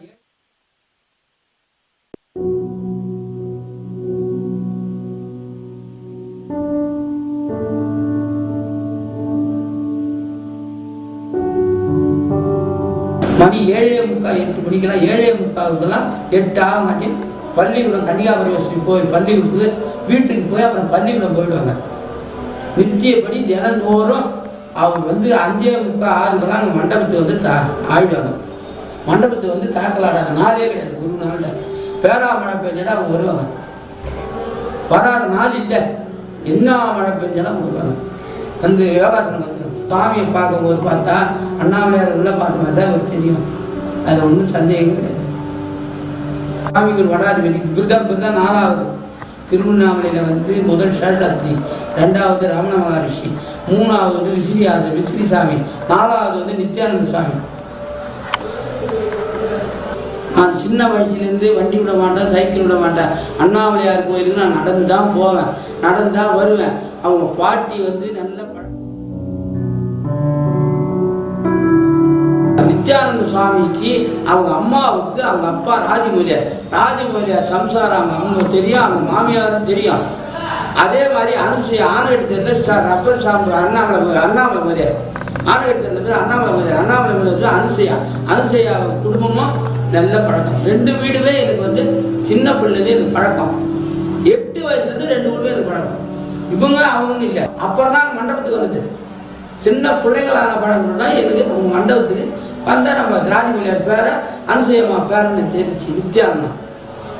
Whatever you think as your strength, like how much cash you have, how much gold you have, how much money you have in the bank, what all properties you have, your secret passwords, passcodes, your strength secrets, you will tell only to your son or your daughter to whom you are going to give your inheritance. Same way, most important powerful secrets Paramashiva has given to his son Muruga Subramanya in Agama called Sarvanyanottara. All the powerful secrets the father will tell only to his son. It is too secret. I am going to open that Agama and give all the essence of all those secrets. Secrets of Charyapada lifestyle, secrets of Kriyapada, secrets of Yogapada, and secrets of Jnanapada. I am not only going to teach you, I am going to give you exactly what Paramashiva gave it to Subramanya. Because Paramashiva himself is manifesting through this being now, giving you all exactly what was given to Subramanya. Nothing is required from your side. Just sit like innocent Subramanya, Muruga at the feet of Paramashiva. I assure you, whatever was given to Subramanya, the whole life will be given to you now. Not just words, teachings, not even just experience, life itself. I am talking to each one of you sitting in your room. I will make you all Subramanya.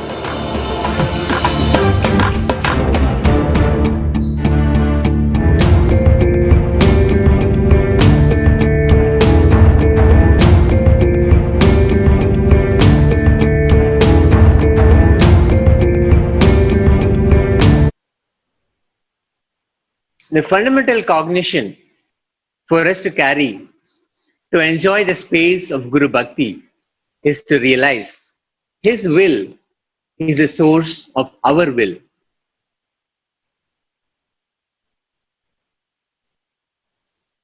Our will, with which we torture and confuse ourselves, is not more powerful or separate from Sadashiva, Paramashiva's will.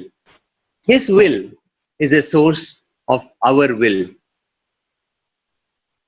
Here, Swamiji shares the secret which will unlock the Guru Bhakti in all of us. Chemistry of the Guru-disciple relationship is Paramashiva's will is the source of our will.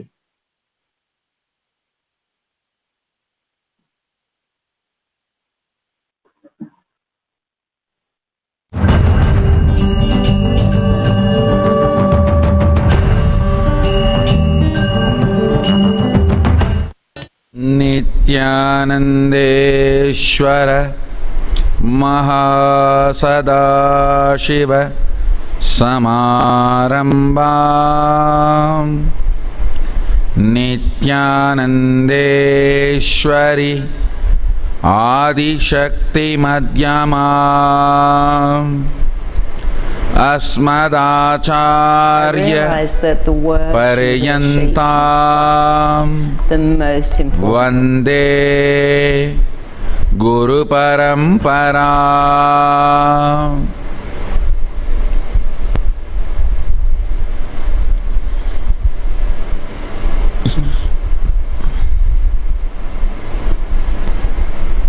I welcome you all with my love and respects. Listen, it's fresh, today's download, latest.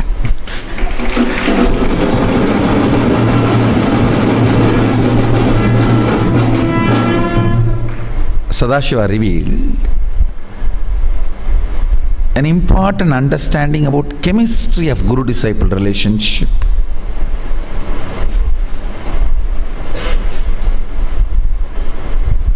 He also showed me the beautiful verse from Agama where he talks about it. I'll explain the principle, then I'll give you the reference. You go and spend a little time studying the original verse and I'll give you the understand. Handful of clay can never be separated from all the clay exists in the cosmos. Bones you are having can never be separated from the bone material of the cosmos.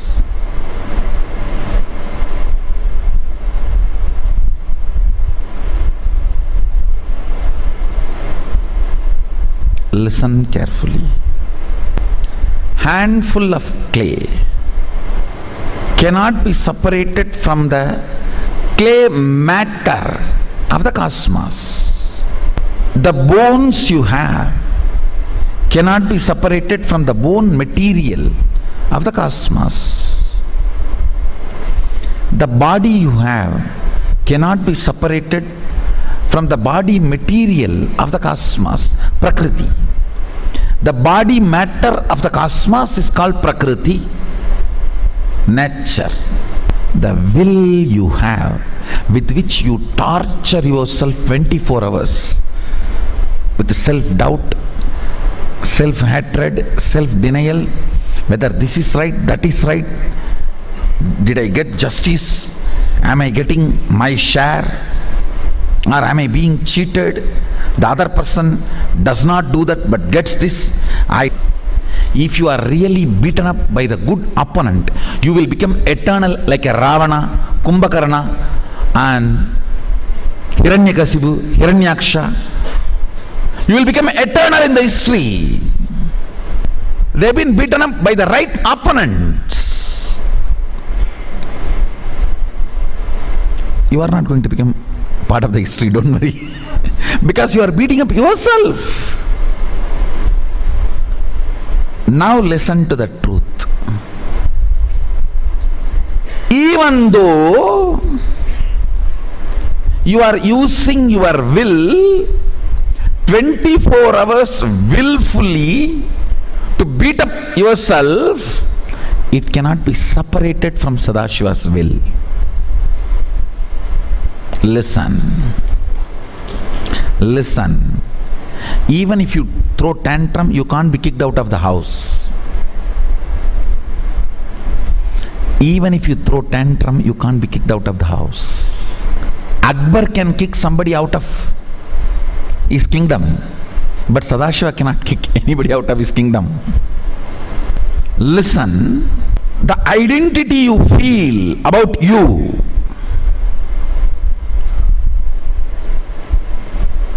breathe in, breathe out, that as Mahastashiva's individual will. Understand? Remember, his will is only vibrating as your will. It is not meditation technique. It is powerful cognition. All meditation techniques are stupid. You don't get stupidity in Adi Kailash. We don't sell stupidity in Kailash. We may be ferocious with you, but we will never cheat you.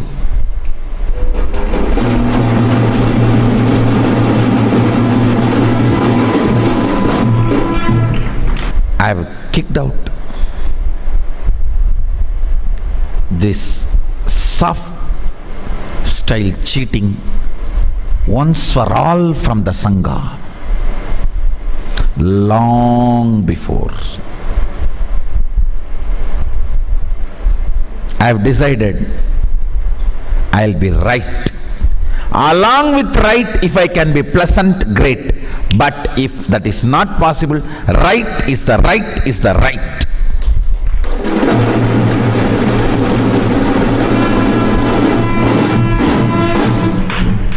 If people are feeling pressured by my right, I'll give them time to digest. But no question of soft pedaling cheating. I am not goody, feel good feeling, good guru. No. No. No. It's all about right. It's all about right. People who decided to do right made their life pleasant. People who went after pleasant never got right.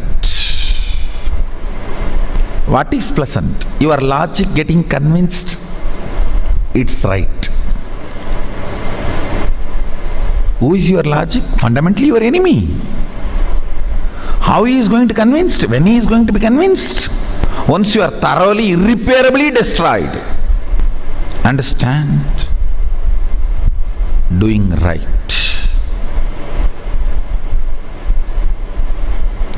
Doing right. It is all about right. People may blame I am ferocious, but no one can blame I am cheating.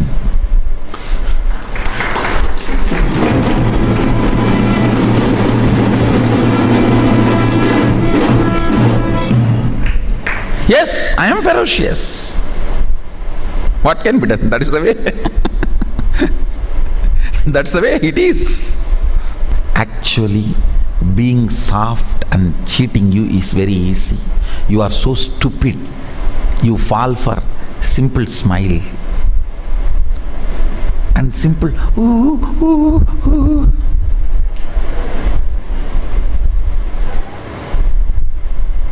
You are such a stupid. Being ferocious to the right is honest job of the guru. People who care for you will be ferocious.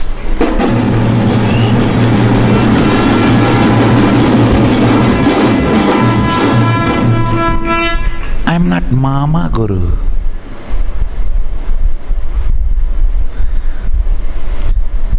Aunties and uncles will always be sweet, pleasant, but only father and mother will be right. I am Ammayappan.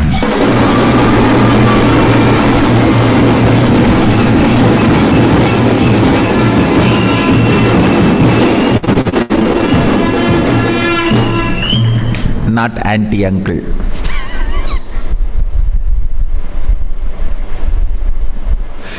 Auntie uncle will be very pleasant because they are going to be spending time only with you for few days and few hours. They are not going to be responsible for you. They can be just pleasant and give you whatever you want.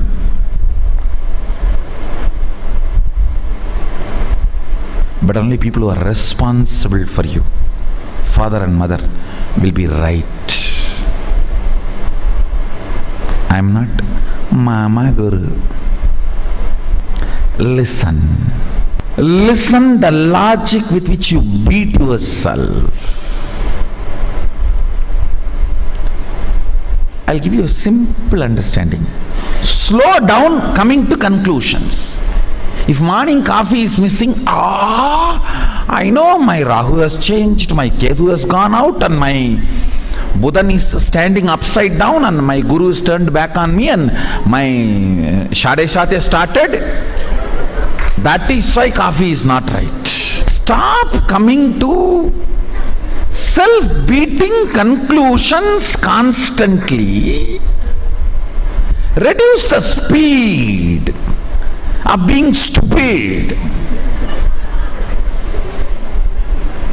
No, really.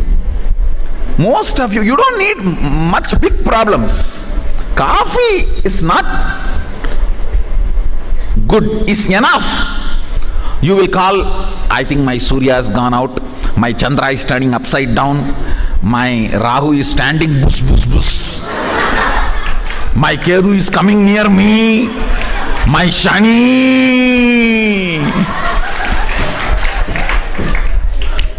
Shani went to the cow and spoiled the milk.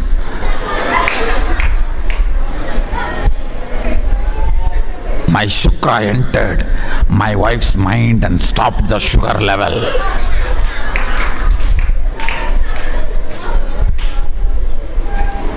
See,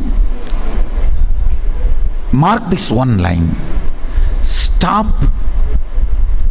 coming to stupid conclusions. Reduce the speed of coming to stupid conclusions. Listen. All self-beating conclusions of logic is Vega, and powerful cognitions are Viveka. That's all. All self-destructive cognitions. I am not able to get up in the morning for yoga. I think my Rahu is standing in front of me. Just tell your friend to take a can and beat you. No, tell him, till I get into Shivastamba, go on be beating me. Then all your Rahu, Ketu, everything will be cleared.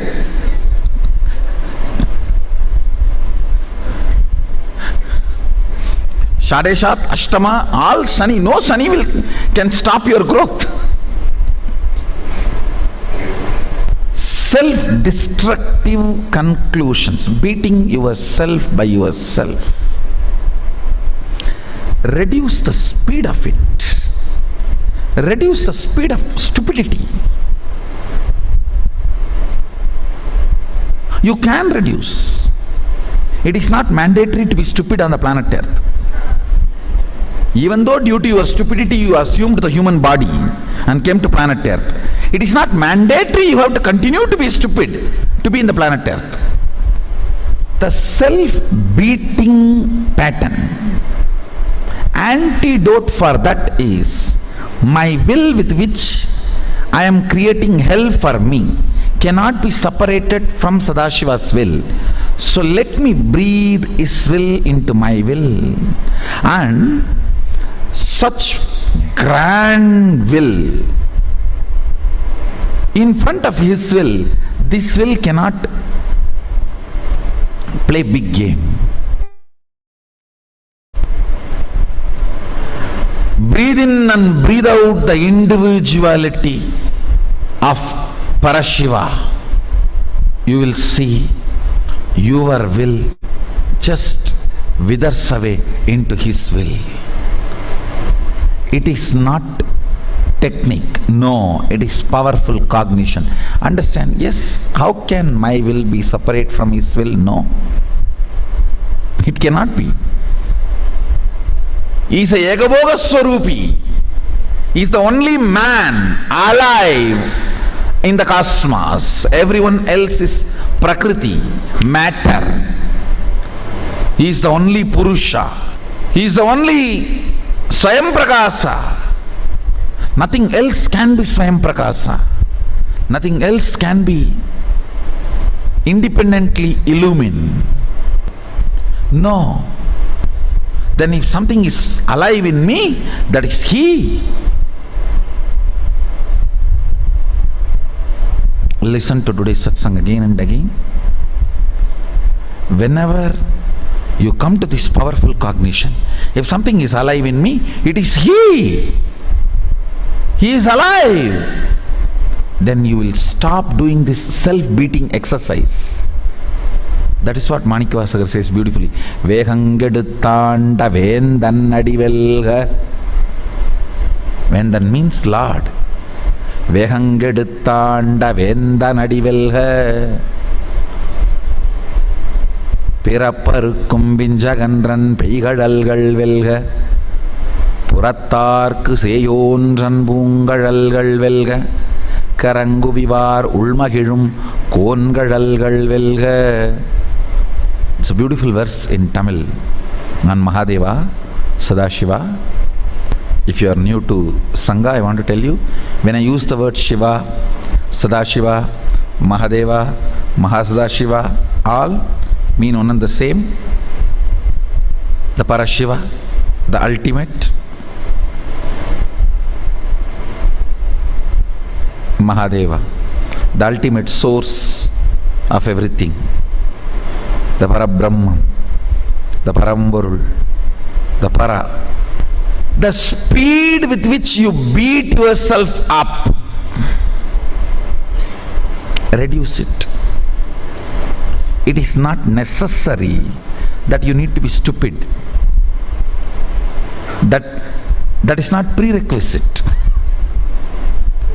to be on the planet Earth. In Kailasa you can't be stupid. You should not be. It's actually anti-requirement. It's very clear, no?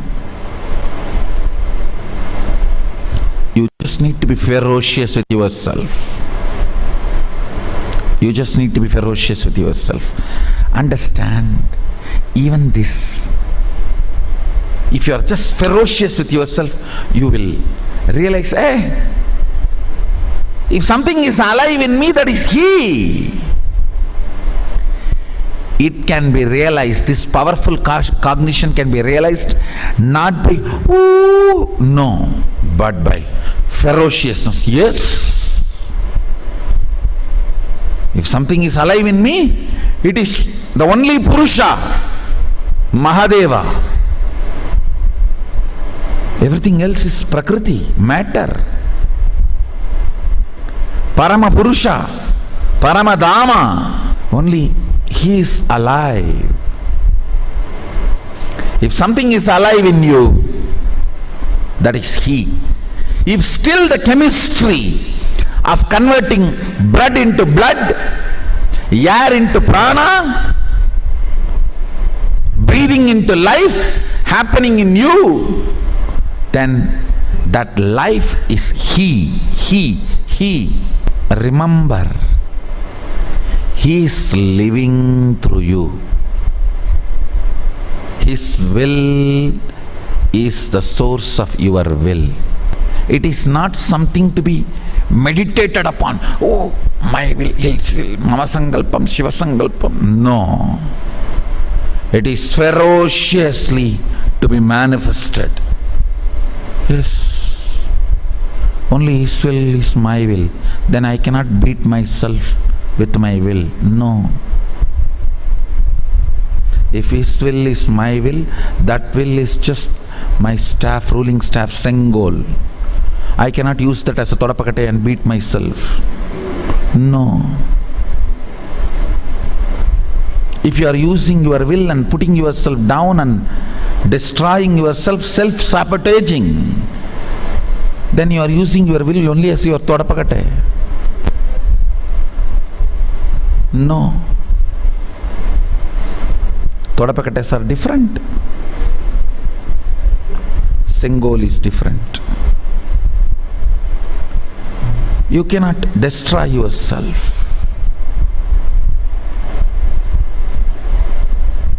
Essence of today's satsang, SDHD is a shit. His will is your will is a hit.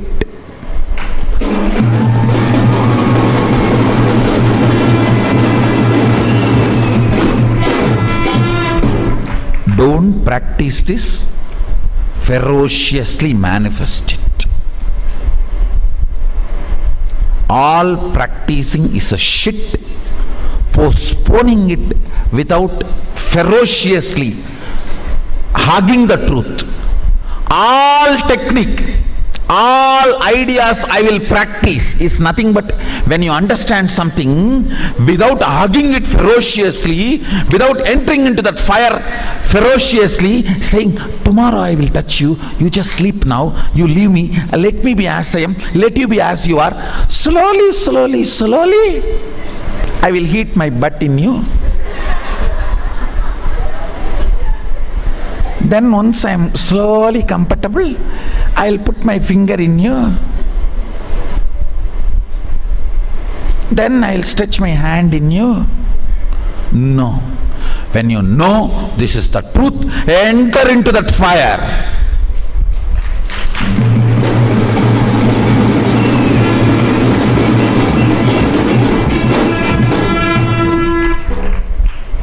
When you know His will is your will, ferociously manifest it. The first step of manifesting is you will not use your will anymore to beat yourself. No self-sabotaging, no self-destruction, no powerlessness, no self-destruction. His will is my will means it's a sengol, rolling staff He has given me. I have to manifest the powerfulness, not the todapakate He has given me to beat myself. No. His will is my will. So using His will, I will not do the self-destruction anymore. I'll only manifest He as me ferociously is the essence of today's satsang.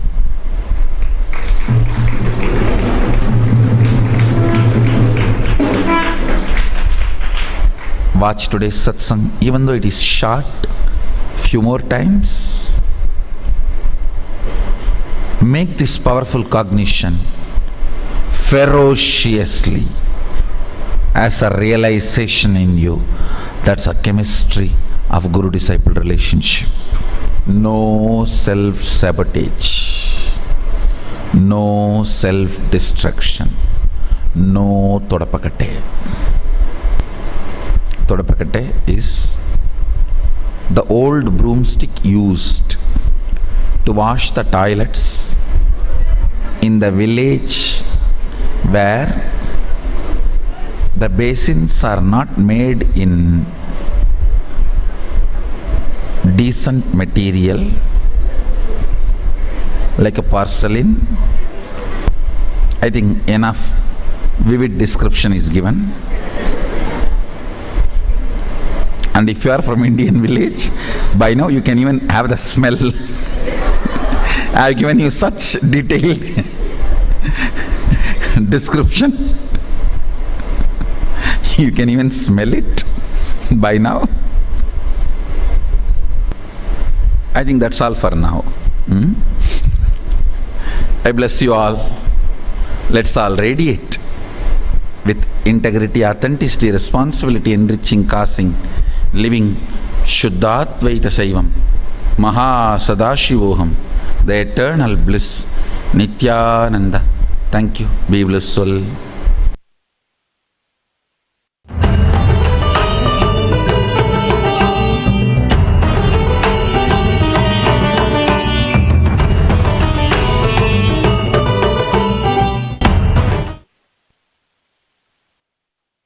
The countdown to Guru Purnima celebration has already started with a grand invitation offered to Bhagavan Nithyananda Paramashivam for the celebrations to happen.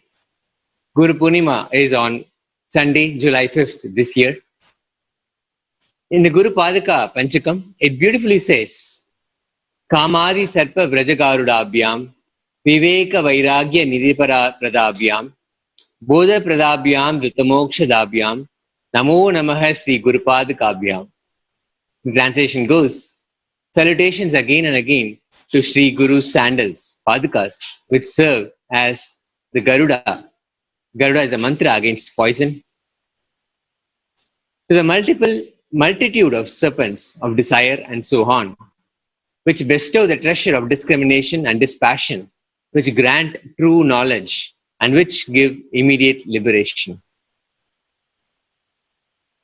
For celebrating such a Guru's presence in our lives, we commemorate the Guru Purnima Brahmotsav, which kicked off last night with invitation given to His Divine Holiness Bhagavan Nithyananda Paramashivam. Let us watch pictures of temples and Sarvagna Pitas all over the world celebrating this event.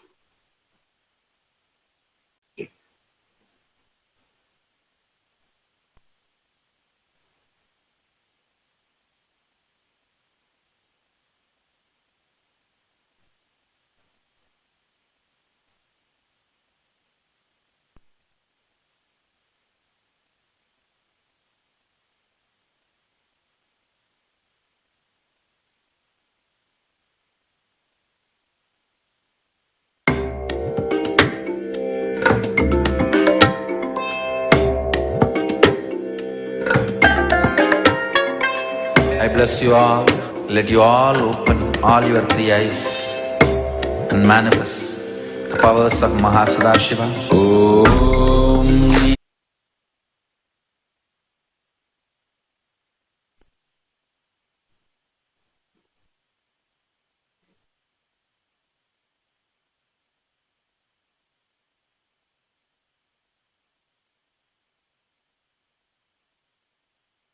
These are pictures from temples and Sarvagna Pitas all over the world celebrating the Guru Purnima Brahmotsav by inviting Bhagavan Nithyananda Paramashivam to the grand Brahmotsavam by offering Purnakumbha and showcasing the flag, the Dvaja, with various offerings.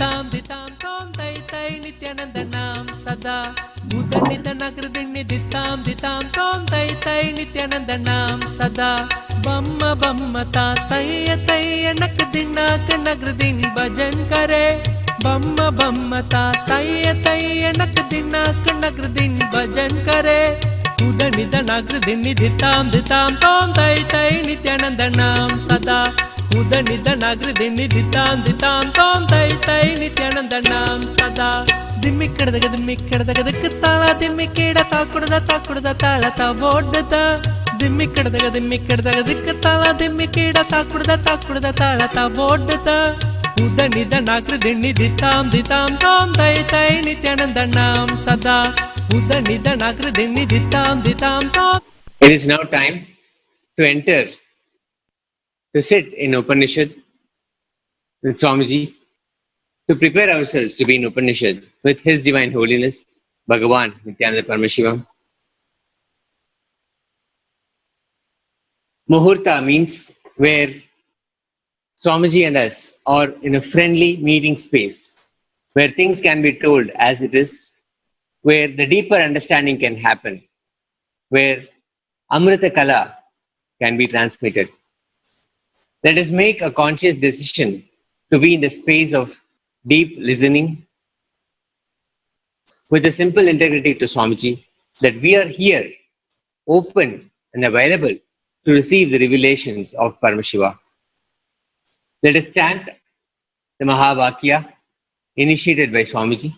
Om Nithyananda Paramashivoham. Om Nithyananda Paramashivoham. Om Nithyananda Paramashivoham. Paramashivoham. Om Nithyananda Paramashivoham. Om Nithyananda Paramashivoham.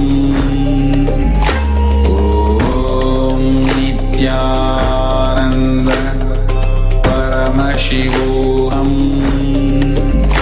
Om Nithyananda Paramashivoham.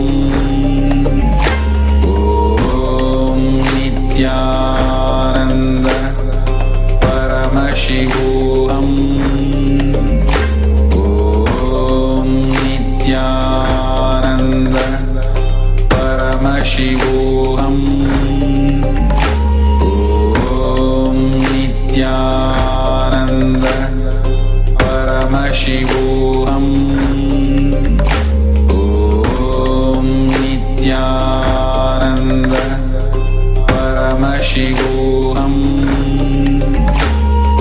Om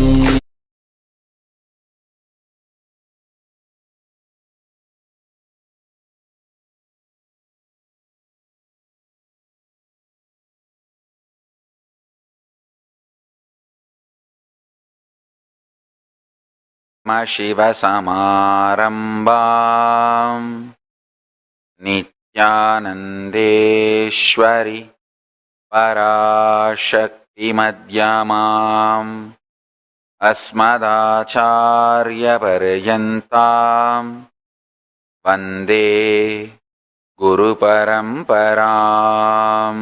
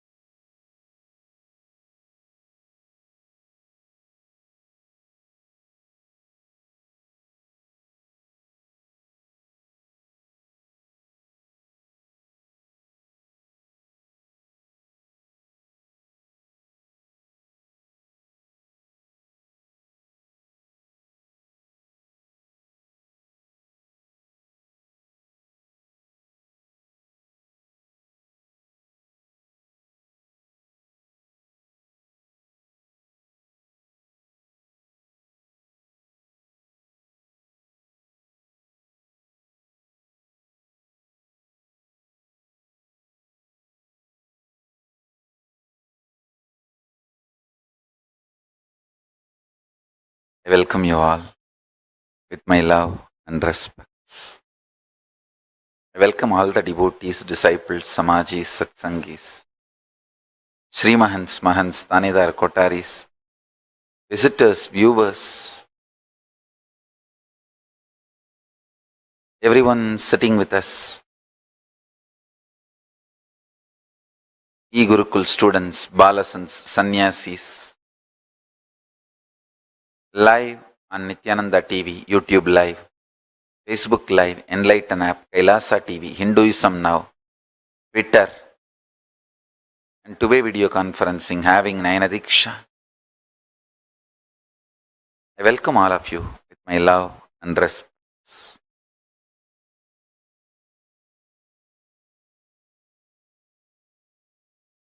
Understand, the most important truth is the message for today from Paramashiva directly. It's too important.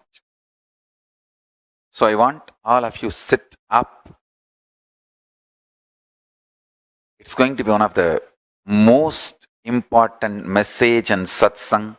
So if you want to call your friends, family, anyone, and ask them to watch live, you can call them now.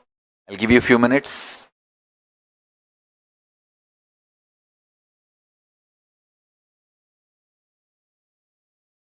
You can remind them, call them, do whatever you want. It's going to be too important message. Okay, let me start. You guys go on calling. I'm going to start.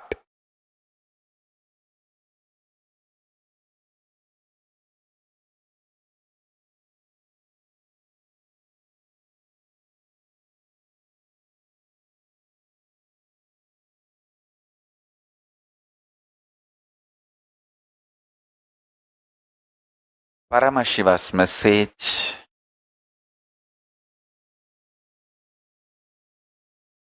from Sri Kailasa directly.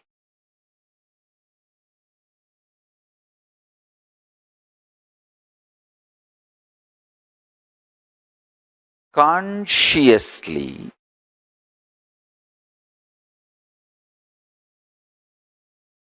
manifest the future by planting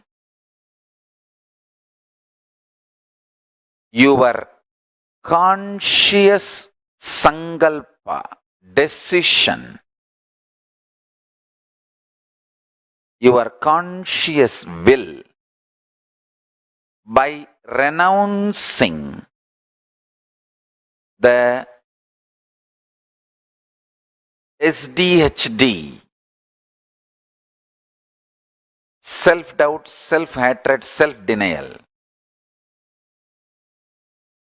You will manifest your future as you want. Now, let me expand. Listen carefully.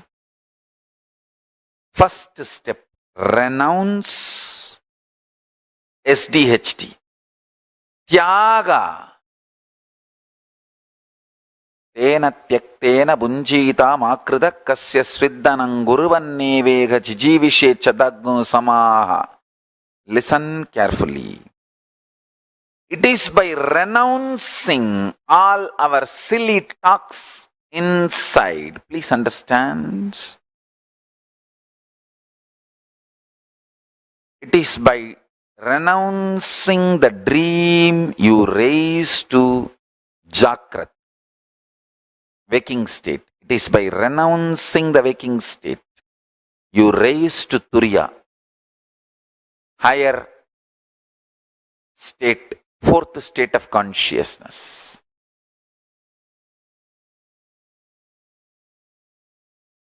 This whole delusion of self-doubt, self-hatred and self-denial. Listen carefully. This whole delusion of self-doubt, self-hatred and self-denial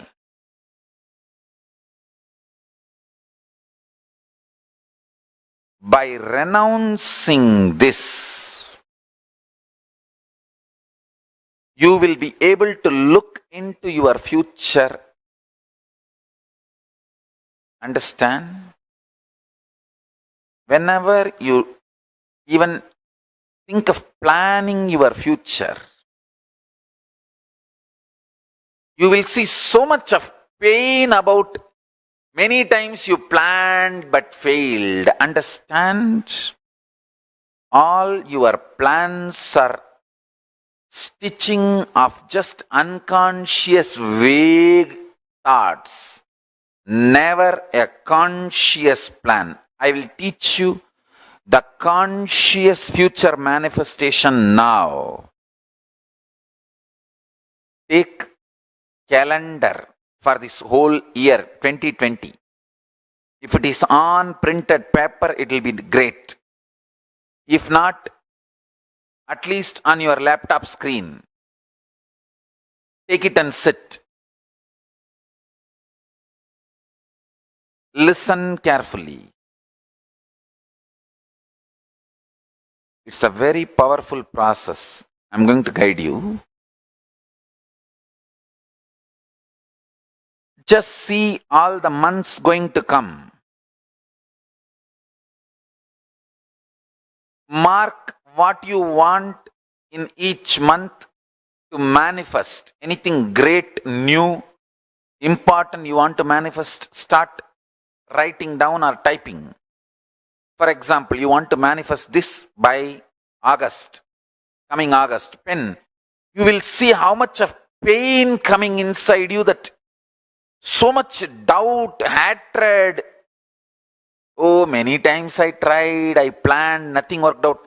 But never ever you planned consciously. It was always beaten by unconscious self-doubt, self-denial, self-hatred. Understand? Now, listen carefully.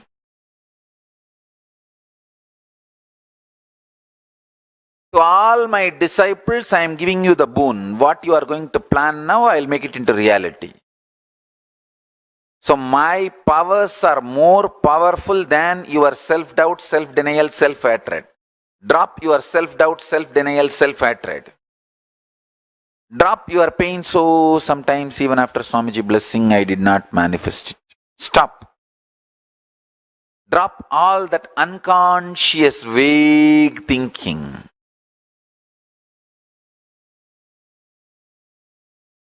First step, get a printed paper, calendar of this whole year. If you don't have, at least open it on your laptop screen. And mark what all you want to manifest by what date. For example, you want to have double the amount of salary you are having now by September. Mark that. You want to make $1 million by March. Mark that. You want to marry this person by June. Mark that. You want to have a new house by this month. Mark that. Listen carefully. When you are marking, see how much of pain, anger, frustration, doubt, impossibility, violence, all that is flowing in you. See. Be very clear. You never ever trusted your life or your ability to manifest or your future possibility. Your whole inner space thinking was thorough, extreme delusion, frustration, impossibilities. You always, even if you want to manifest a simple thing which you can easily do, just ordinary, maybe a few $100 worth of gym membership and building a body. Just you want to manifest that. Pen that down. Next 6 months I am going to work out. By July, Guru Purnima, I am going to have six-pack body. Pen down. You will see so much of impossibility. Oh no, I tried this for last 20 years. And the first time when you were a baby, when you started walking with baby steps and failed, collapsed and hurt yourself here, there, from that you will start visualizing all the impossibilities and raise the struggle. And convince yourself it is not possible. Why waste money on gym membership? Leave it. Understand?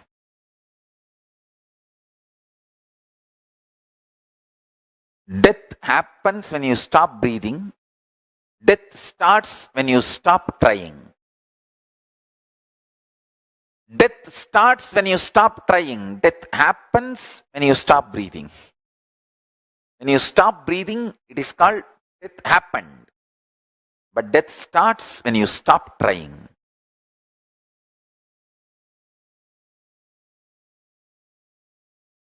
Pick up the calendar. I'll give you a few minutes. If you need, print paper. The 12 sheet. It's only 12 sheet. You can print it. Because today what I received from Paramashiva is extraordinarily powerful truth.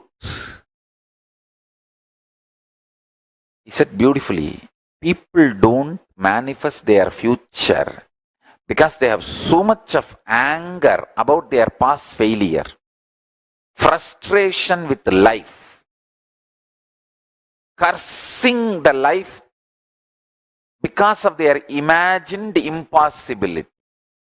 When you sit and pen down this 12-month calendar, you will see all that flaring up in you. Understand one thing. Stop reacting when you are agitated. Stop flaring up when you are feeling impossible. Stop responding to yourself when you are frustrated, angry. I tell you, highest renunciation, greatest tyaga is renouncing your self-hatred. See, Paramashiva worshipped in Devaloka. In Indraloka, he is called as Tyagaraja. I was wondering,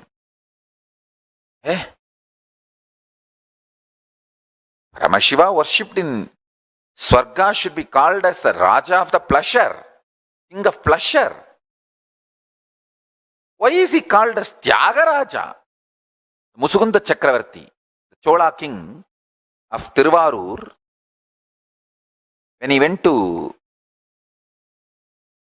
Swarga, Indraloka, understand, Hindus had a regular communication and travel to other dimensions. It was a lifestyle for us. It is a lifestyle even now for us. We used to go and come to other dimensions. It used to be very usual, regular. Till we were invaded and all the science was destroyed and demonized. Much was destroyed. The remaining left over was demonized. The most funniest thing, the Hindu practice is being called as superstitions in India. Superstitious in India. All right. Why waste time talking about it? Let me come to the point.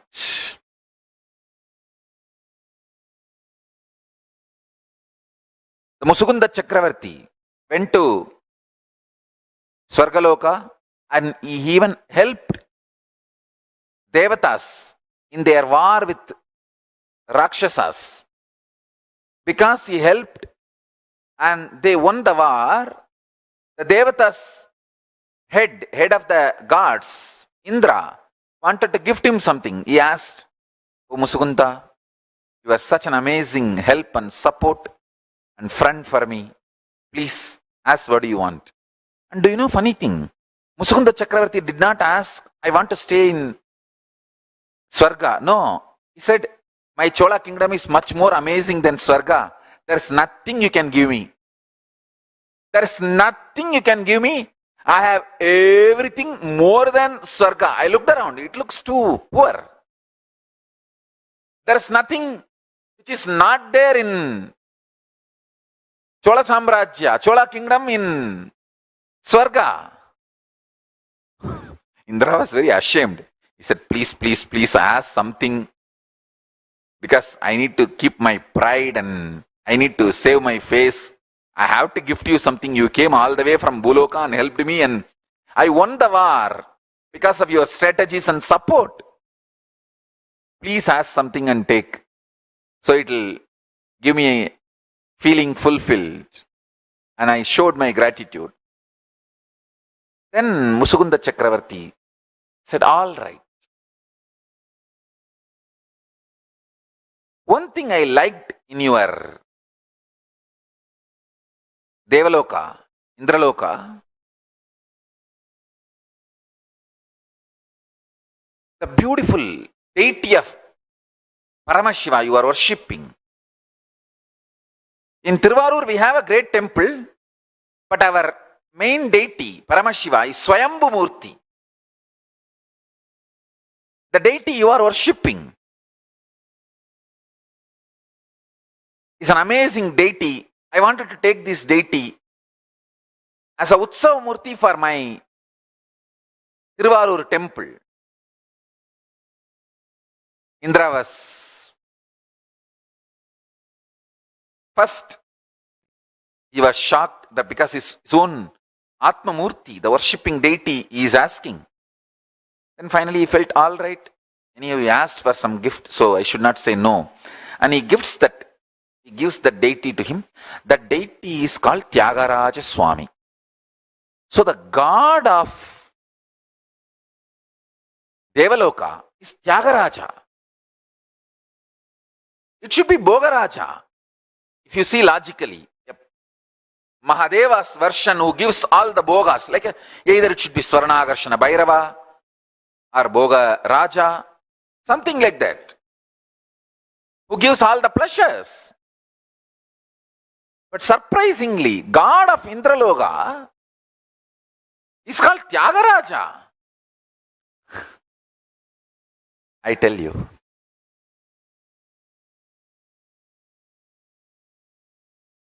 if you learn Tyaga, you will be in Swarga. If you learn Tyaga, you will be in Devaloka. If you learn Tyaga, you will be in Indraloka. Actually, as per the document, it says the god of Devaloka. In Devaloka, there are 3 divisions. Swarga. Swarga is like a name of that whole dimension. Bhur, Bhuva, Suva. That whole dimension is called Swarga. In Swarga, Devaloka. In Devaloka, there is one part called Indraloka. So all the 3 words you should not confuse. It's like address. Swarga is the address of the dimension, like a nation. Devaloka is like a state. Indraloka is like a headquarters. Understand? Hindus had a clear communication, traveling, even luggage transportation. Things used to go from here to there and from there to here, with other planes of existence. Nobody is alien for us in the whole cosmos. That is why the word alien does not exist in Hinduism. In Hinduism, there are some words which has no existence. For diverse, we don't have a word. I don't know how many of you know. For diverse, we don't have a traditional word. The word for diverse is created in the recent days, like a word for bubble gum. Sanskrit, we have a word which is created recently. Like for Twitter, we have a Tamil word, Katsevi. But it's not a traditional word, recently created. Same way, for diverse, we don't have a traditional Sanskrit word. Now we created. Because we don't have that concept of diverse. For depression, we don't have a Sanskrit word. Because we never had it. We never had depression. Why we will create a word for depression? Nobody is an alien for us. We don't have Sanskrit word for alien.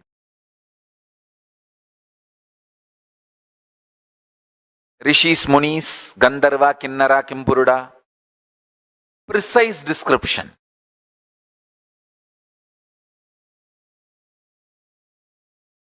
Exists in Hindu history and documents of Hinduism. Understand, our Puranas are Hindu biology, Hindu geography, Hindu history, Hindu cosmology. If you just glance through the 18 Puranas and Upapuranas, 28 Agamas and 200 Upagamas, little more than 200, 208 I think precisely. 112 Upanishads. Just if you glance, you will understand. Hindus regularly traveled. The interplanetary, interdimensional travel, inter-time zone travel was usual for us. Traveling between two different planes of existence was lifestyle for us. Anyhow, listen. The god of Devaloka is Tyagaraja. That same deity still exists. It is sitting in Tiruvarur Tyagaraja Swami temple. If any of you are in Tamil Nadu, don't miss seeing the 6 items. I'll tell you, the 6 items. So item is a small word. Forgive me. I should say the 6 forms of Paramashiva. 6 forms of Paramashiva you should not miss. 1. Tiruvarur Tyagaraja Swami. 2nd. Nerur Sadasiva Brahmendral Samadhi. On his very body, there is a bilva tree which has grown out of his very bioenergy.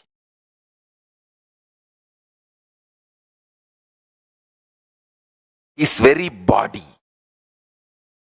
on which that bilva tree is grown, that bilva tree's DNA is his very DNA of Sadashiva Brahmendral. Listen. Tiruvarur Tyagaraja Swami, Sadashiva Brahmendral, Jiva Samadhi, the bilva tree standing on it. 3rd, Palani, Navapashana deity, Dandabani Swami. The original deity is as it is. Nobody was able to steal or remove. Many people tried, but it is there as it is. It is able to save itself. Nobody was able to steal. That original deity of the Moolavar, Navapashana Dandabani Swami is there still. 4th, original body of Ramanuja, Acharya, is still there, traditionally embalmed with a traditional Hindu embalming methodology. He himself has described how his body should be embalmed. It was embalmed as per that methodology. It is still sitting in Jiva Samadhi in Srirangam, Ranganatha Swami temple, in Ramanujar Sannidhi. The main deity is not made out of stone or wood or anything. It is Sakshat, the body used by Ramanujar, Udayavar.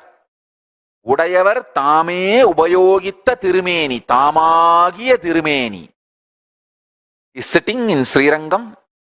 That's the 4th. You should all see.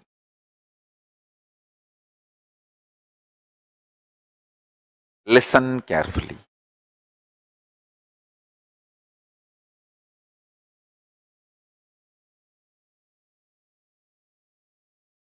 First, Tyagaraja Swami of Tiruvarur. 2nd, Nerur Sadashiva Brahmendral, the Vilva tree grown on his body. 3rd, Palani, Dandabani Swami, Dandayudabani. You should see during the Abhishekam.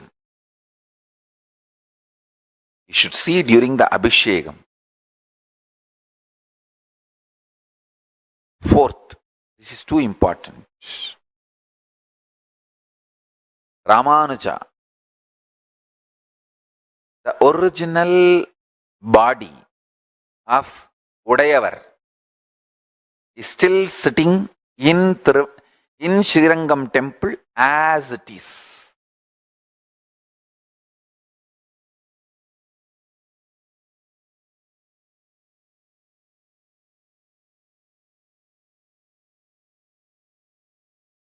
It is not carved. It is not carved.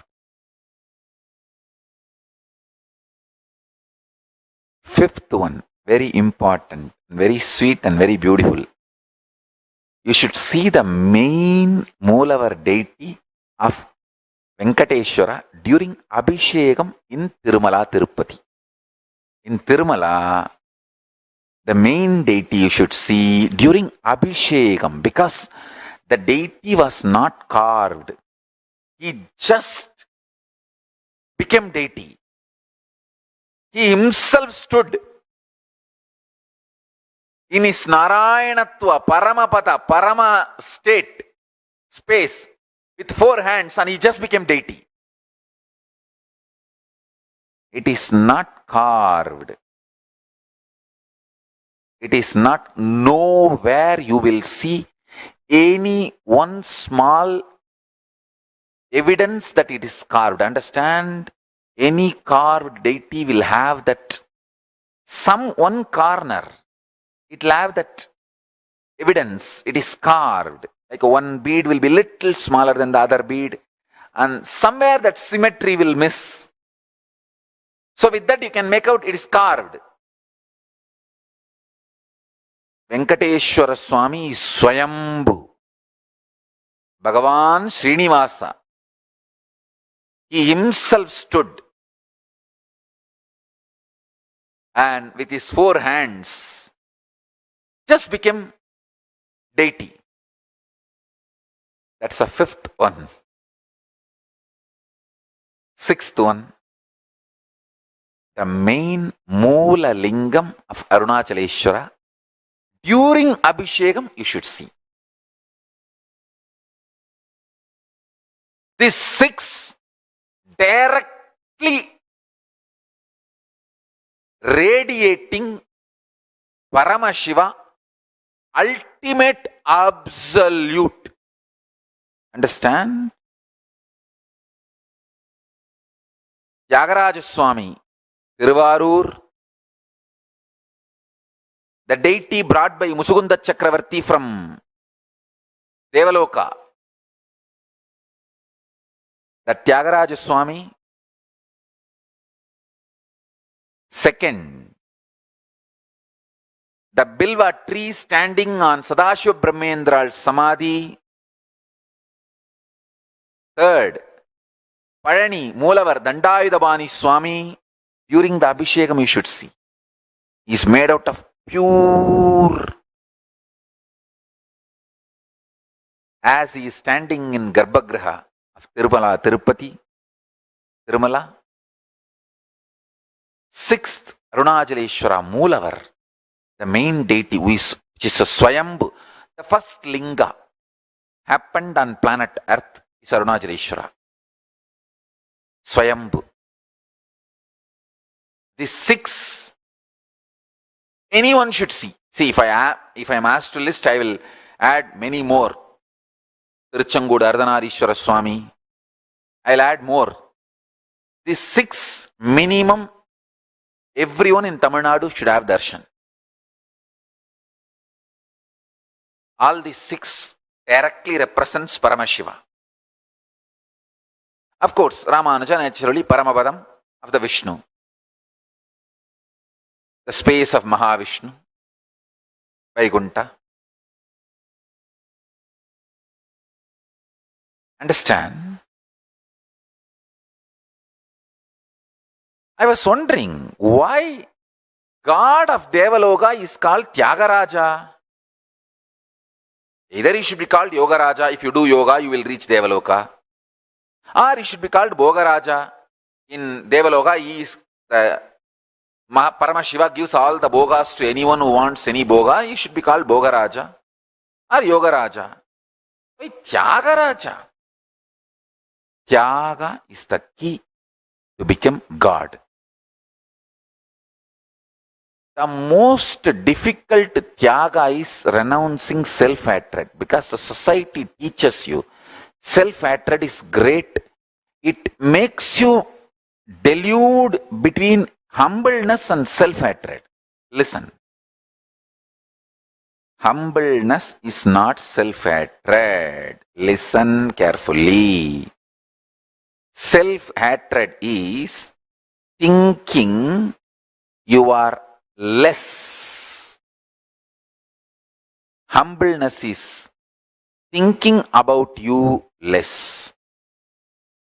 Less self-remembrance is humbleness.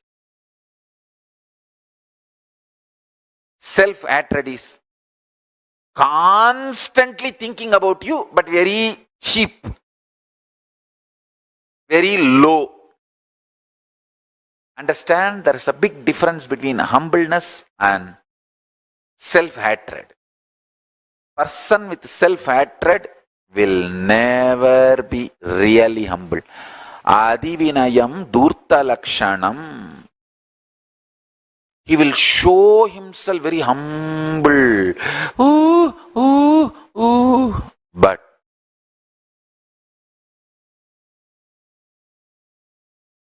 he is not humble. Understand? A real humbleness will be out of powerfulness. Society deludes you, makes you mistake humbleness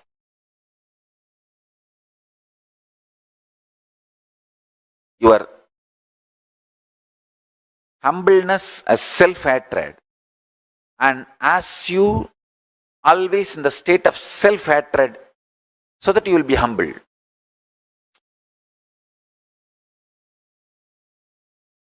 Self-hatred is not humbleness. Most difficult thing to renounce in the life is self-hatred. So much of self-hatred, self-doubt, self-denial. That is why even if you think of future plans, so much of impossibility and you shrink. No, one more suffering, pain of failure, why should I face? Fool. Because of pain of failure, you don't plan, and naturally, no plan means failure. It is like because you are afraid some guest will come to your home, you call that person and tell him, please come.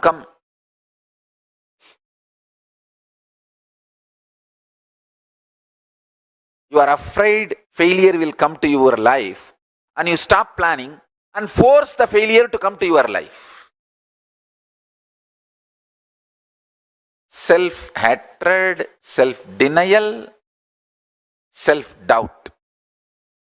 Most difficult thing to renounce in your life is SDHD. Renounce that. Dhira, courage is moving the SDHD out and having the vision for your future. I am very clear. By the end of this year, means my 43rd year, when I am entering into 44th Jayanti, 44th Avatara Dina, I am very clear. Sri Kailasa will have embassy in at least 44 countries. That's all. And I will manifest it. And I will not bother about what I have not manifested in the past and planned. If I have planned and not manifested, I will see why I have not manifested, and I will eliminate those reasons with intelligence and go on planning, manifesting. Understand, when you plant your conscious will for your future, either that seed becomes tree. If that seed doesn't sprout, it will become manure. Listen. If that seed doesn't sprout, it will become manure. The seeds which doesn't sprout at least becomes manure and enriches the ground. So, if I put 1,000 seeds, 900 may sprout and grow as tree.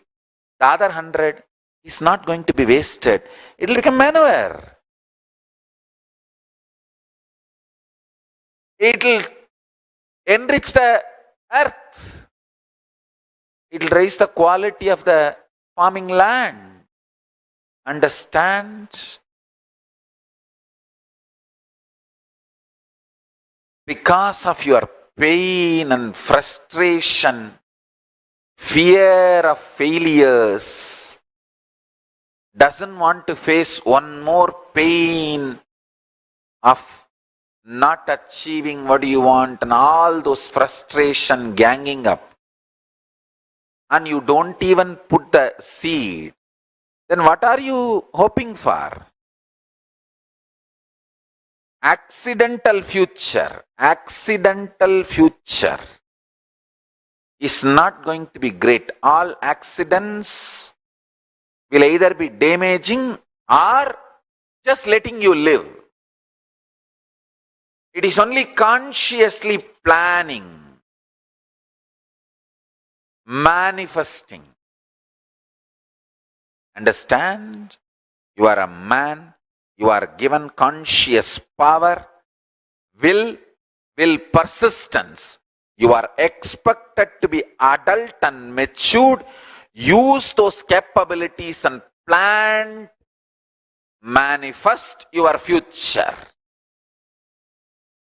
If not, don't blame anyone. Get the calendar printout now.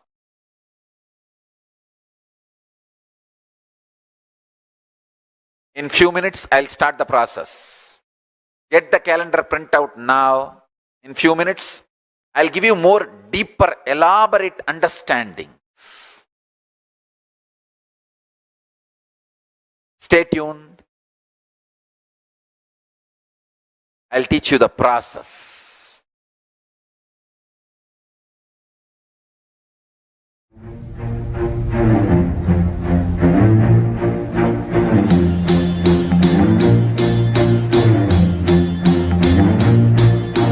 चमके सितारे देखो हमारे शत्रु तो सारे हारे जय हो।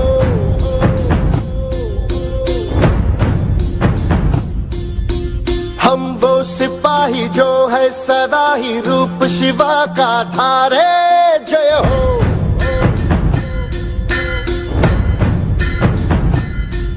हे आज अंधेरे छटे हैं, कम हुए हैं घटे हैं, कल जो दुश्मन यहाँ थे आज पीछे हटे हैं। गाती ये धरती है, गाता ये अंबर है, गाती है सारी हवा। तेरे मन में शिवा, मेरे मन में शिवा, सांसों में शिवा, प्राणों में शिवा, हर घड़ी में शिवा, हर दिशा में शिवा आज गूंजा हुआ है। जय जय शिवा। तेरे मन में शिवा, मेरे मन में शिवा, सांसों में शिवा, प्राणों में शिवा, हर घड़ी में शिवा, हर दिशा में शिवा आज गूंजा हुआ है। जय जय शिवा। तेरे मन में शिवा।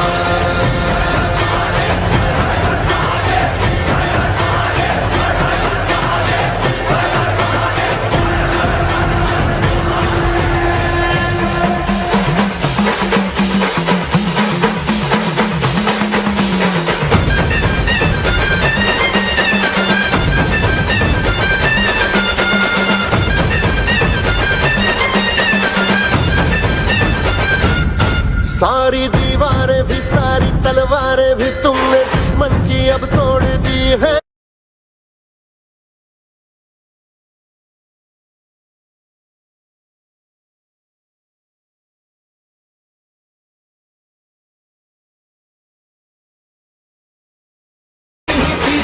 करना ही था ये तो होना था वाओ। अपना जीवन निराला है, इसको हमने ही ढाला है। वीरता की वो ज्वाला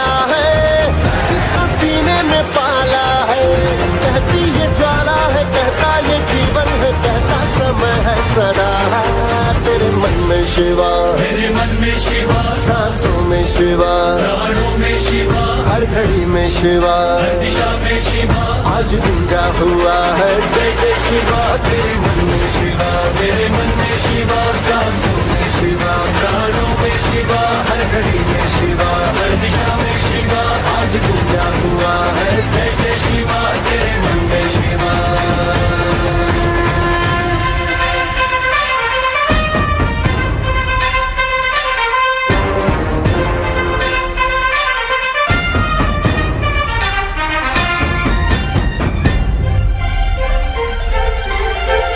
क्यों ना हम हो मगन, क्यों ना झूमे ये मन, भाग्य अपना बदल डाला हमने। आज एक जीत की धरती से प्रीत की पहनी है माला हमने। पार उतरना ही था ये तो करना ही था, ये तो होना ही था, सुन ले भाऊ। तुमको जाना ही था, हमको आना ही था, ये तो होना था भाऊ। देश भी आज अपना है, देश पे राज अपना है, अपना ही तो सिंहासन है, और जो है ताज अपना है। हिम्मत की अग्नि में लोहा पिघलता है, विश्वास हमको हुआ। तेरे मन में शिवा, मेरे मन में शिवा, सांसों में शिवा, प्राणों में शिवा, हर घड़ी में शिवा, हर दिशा में शिवा, आज गूंजा हुआ है जय जय शिवा। तेरे मन में शिवा, मेरे मन में शिवा, सांसों में शिवा, प्राणों में शिवा, हर घड़ी में शिवा, हर दिशा में शिवा, आज गूंजा हुआ है जय जय शिवा, तेरे मन में शिवा।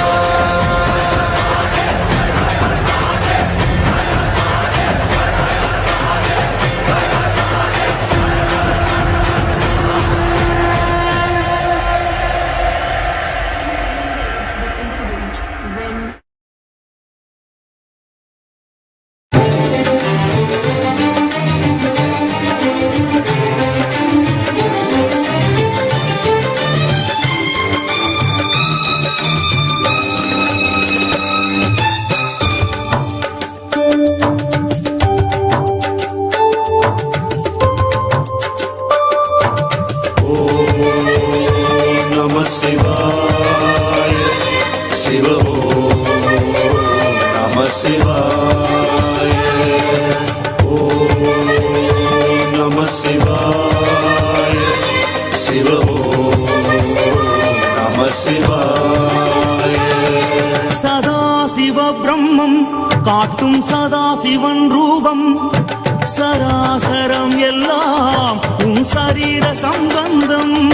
சதாசிவ பிரம்மம் காட்டும் சதாசிவன் ரூபம், சராசரம் எல்லாம் உன் சரீர சம்பந்தம்.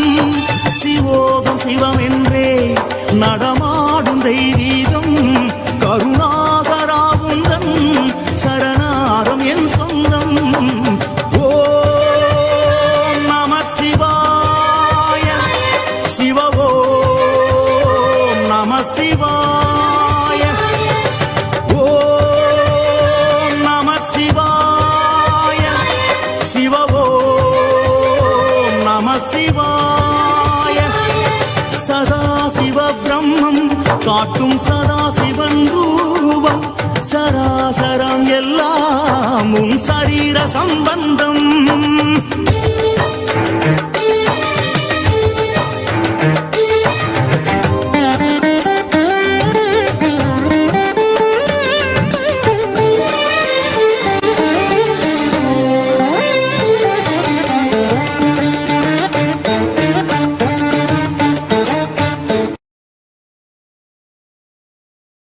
Listen carefully. I'll give you precise instructions. First, sit.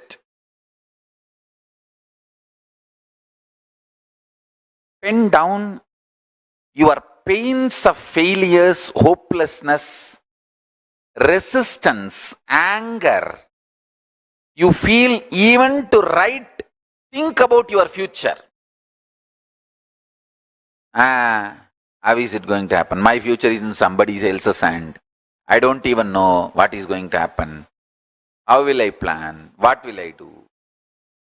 All kinds of frustration, impossibility. Whatever comes up, pen down all of that. That is the first step. Second, decide consciously I am moving all this out of my life. And now I am planting conscious seeds about my future. Next 1 week I am going to educate you, train you, help you, support you, and make you manifest the future. So today, if you have not brought the printed calendar, bring it tomorrow. I want you to get the printed calendar, like a monthly sheets, 12 sheets. Now if you have, get it. So 2 things you are going to do now. First, all the resistance and anger and frustration you have to do this conscious planning of your future, pen down those patterns. Memories of failures, frustration, everything, whatever you have. If you don't have, great. If you have, pen down. That's the first. Second, pen down what all you want to manifest by which date, on the date exactly, on the calendar. If you want to manifest something by August, go to the August month and exact date you want to manifest that, pen down that. Start. Let's start this process. This is the process for today.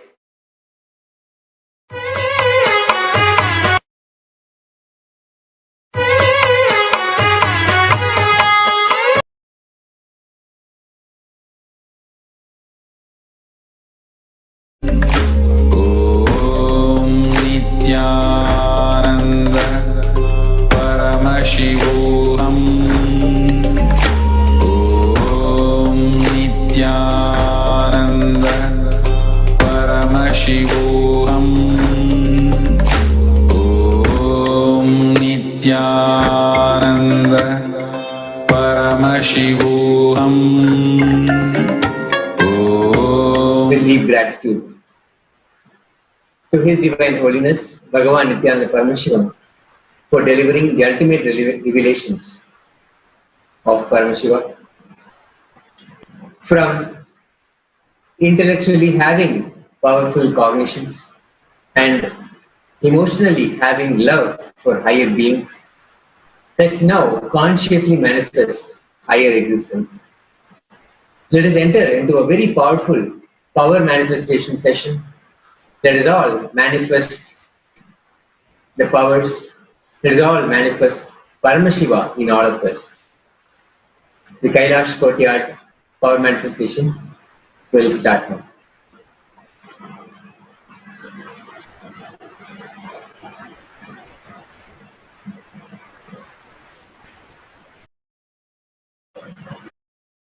Paramashivoham.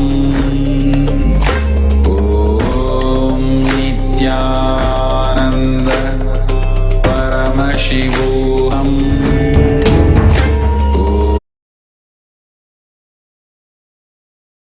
Whatever you think as your strength, like how much cash you have, how much gold you have, how much money you have in the bank, what all properties you have, your secret passwords, passcodes, your strength secrets, you will tell only to your son or your daughter to whom you are going to give your inheritance. Same way, most important powerful secrets Paramashiva has given to his son Muruga, Subramanya, in Agama called Sarvajnanottaragama. All the powerful secrets father will tell only to his son. It's too secret. I am going to open that Agama and give all the essence of all those secrets. Secrets of Charyapada lifestyle, secrets of Kriyapada, secrets of Yogapada, and secrets of Jnanapada.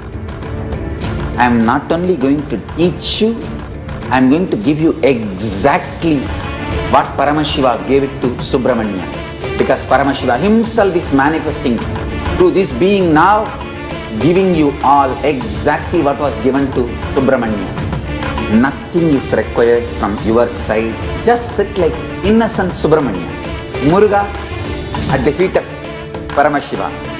I assure you, whatever was given to Subramanya, the whole life will be given to you now. Not just words, teachings, not even just experience, life itself. I am talking to each one of you sitting in your room. I'll make you all Subramanya.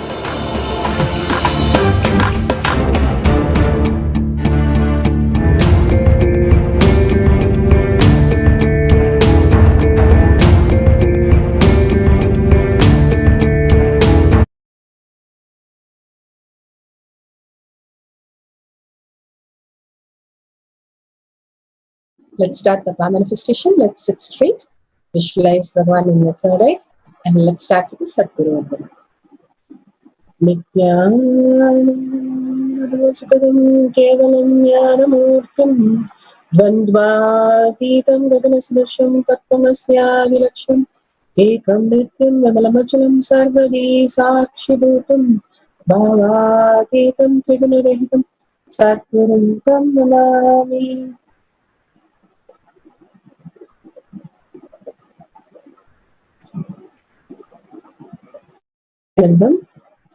This meeting is being recorded. How Bhagavan gave us the blessing of how when we complete with our STHT, self-doubt, self-denial, self-hatred, simply we fall into the oneness space with Paramashiva and become the being of Paramashiva, manifesting our own reality.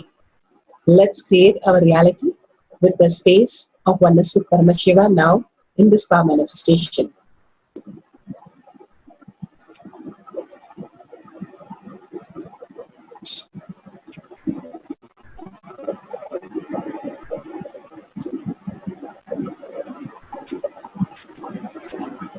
Let's go through the security measures before we start.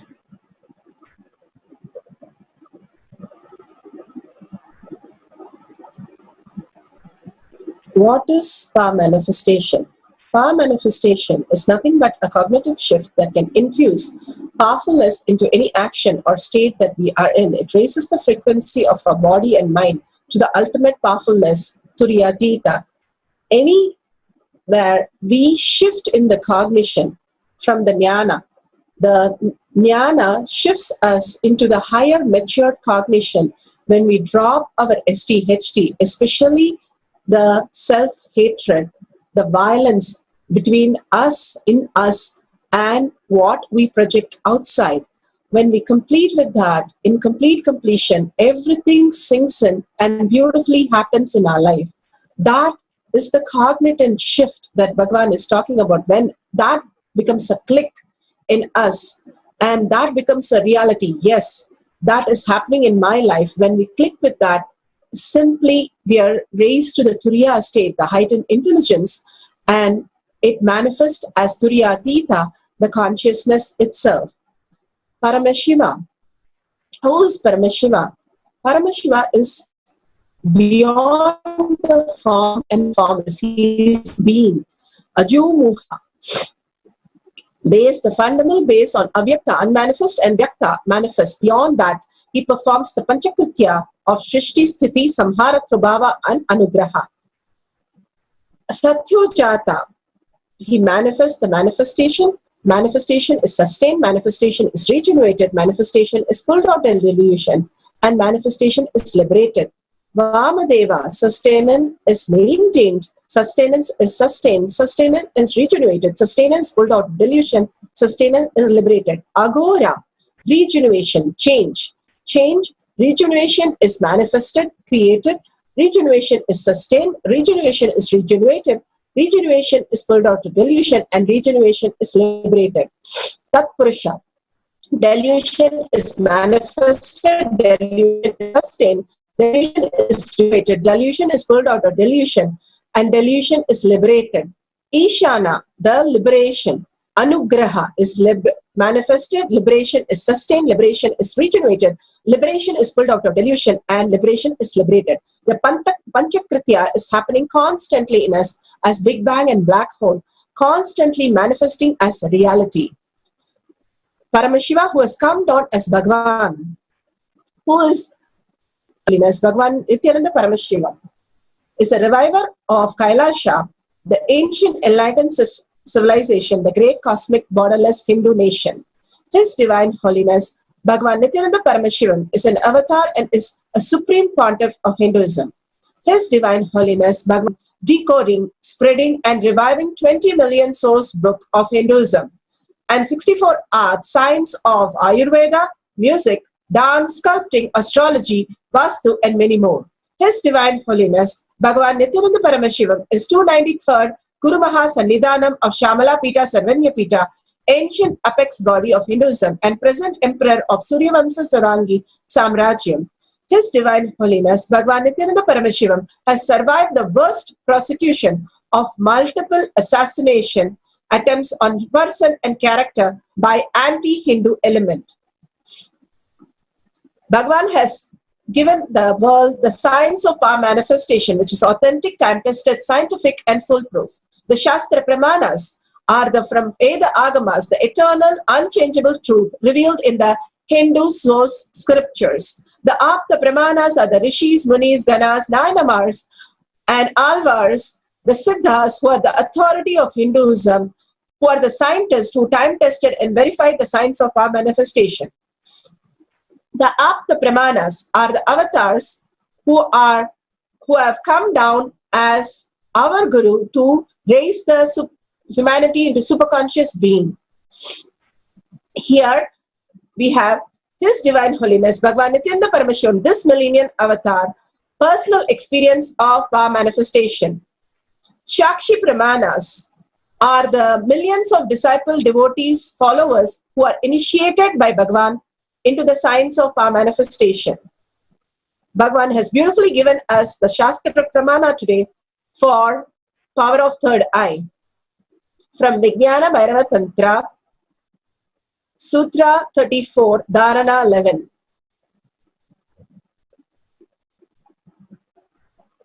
The Shastra Pramana for the power of third eye awakening.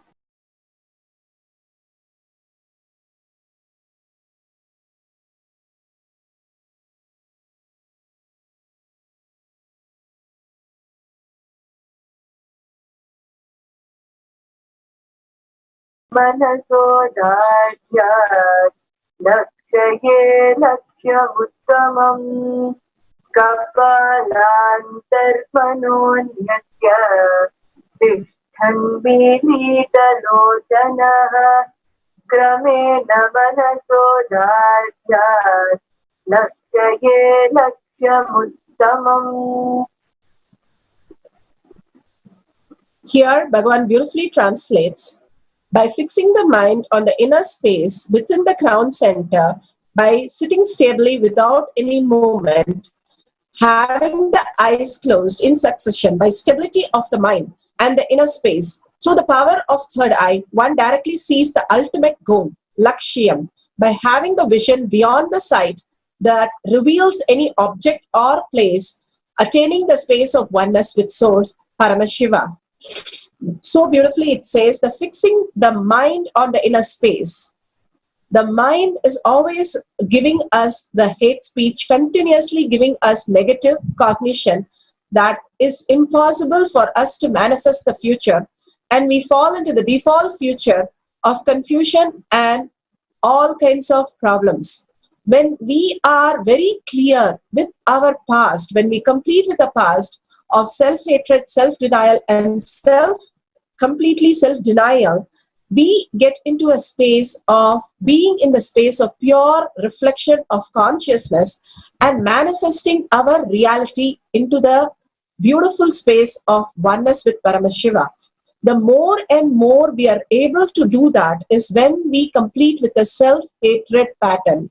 The self-hatred pattern, so much of hate speech that goes on inside us, which is not letting us to decide what future we want, but fall into the future of what is the default, which is confusion based on our self-doubt, self-denial, and self-hatred.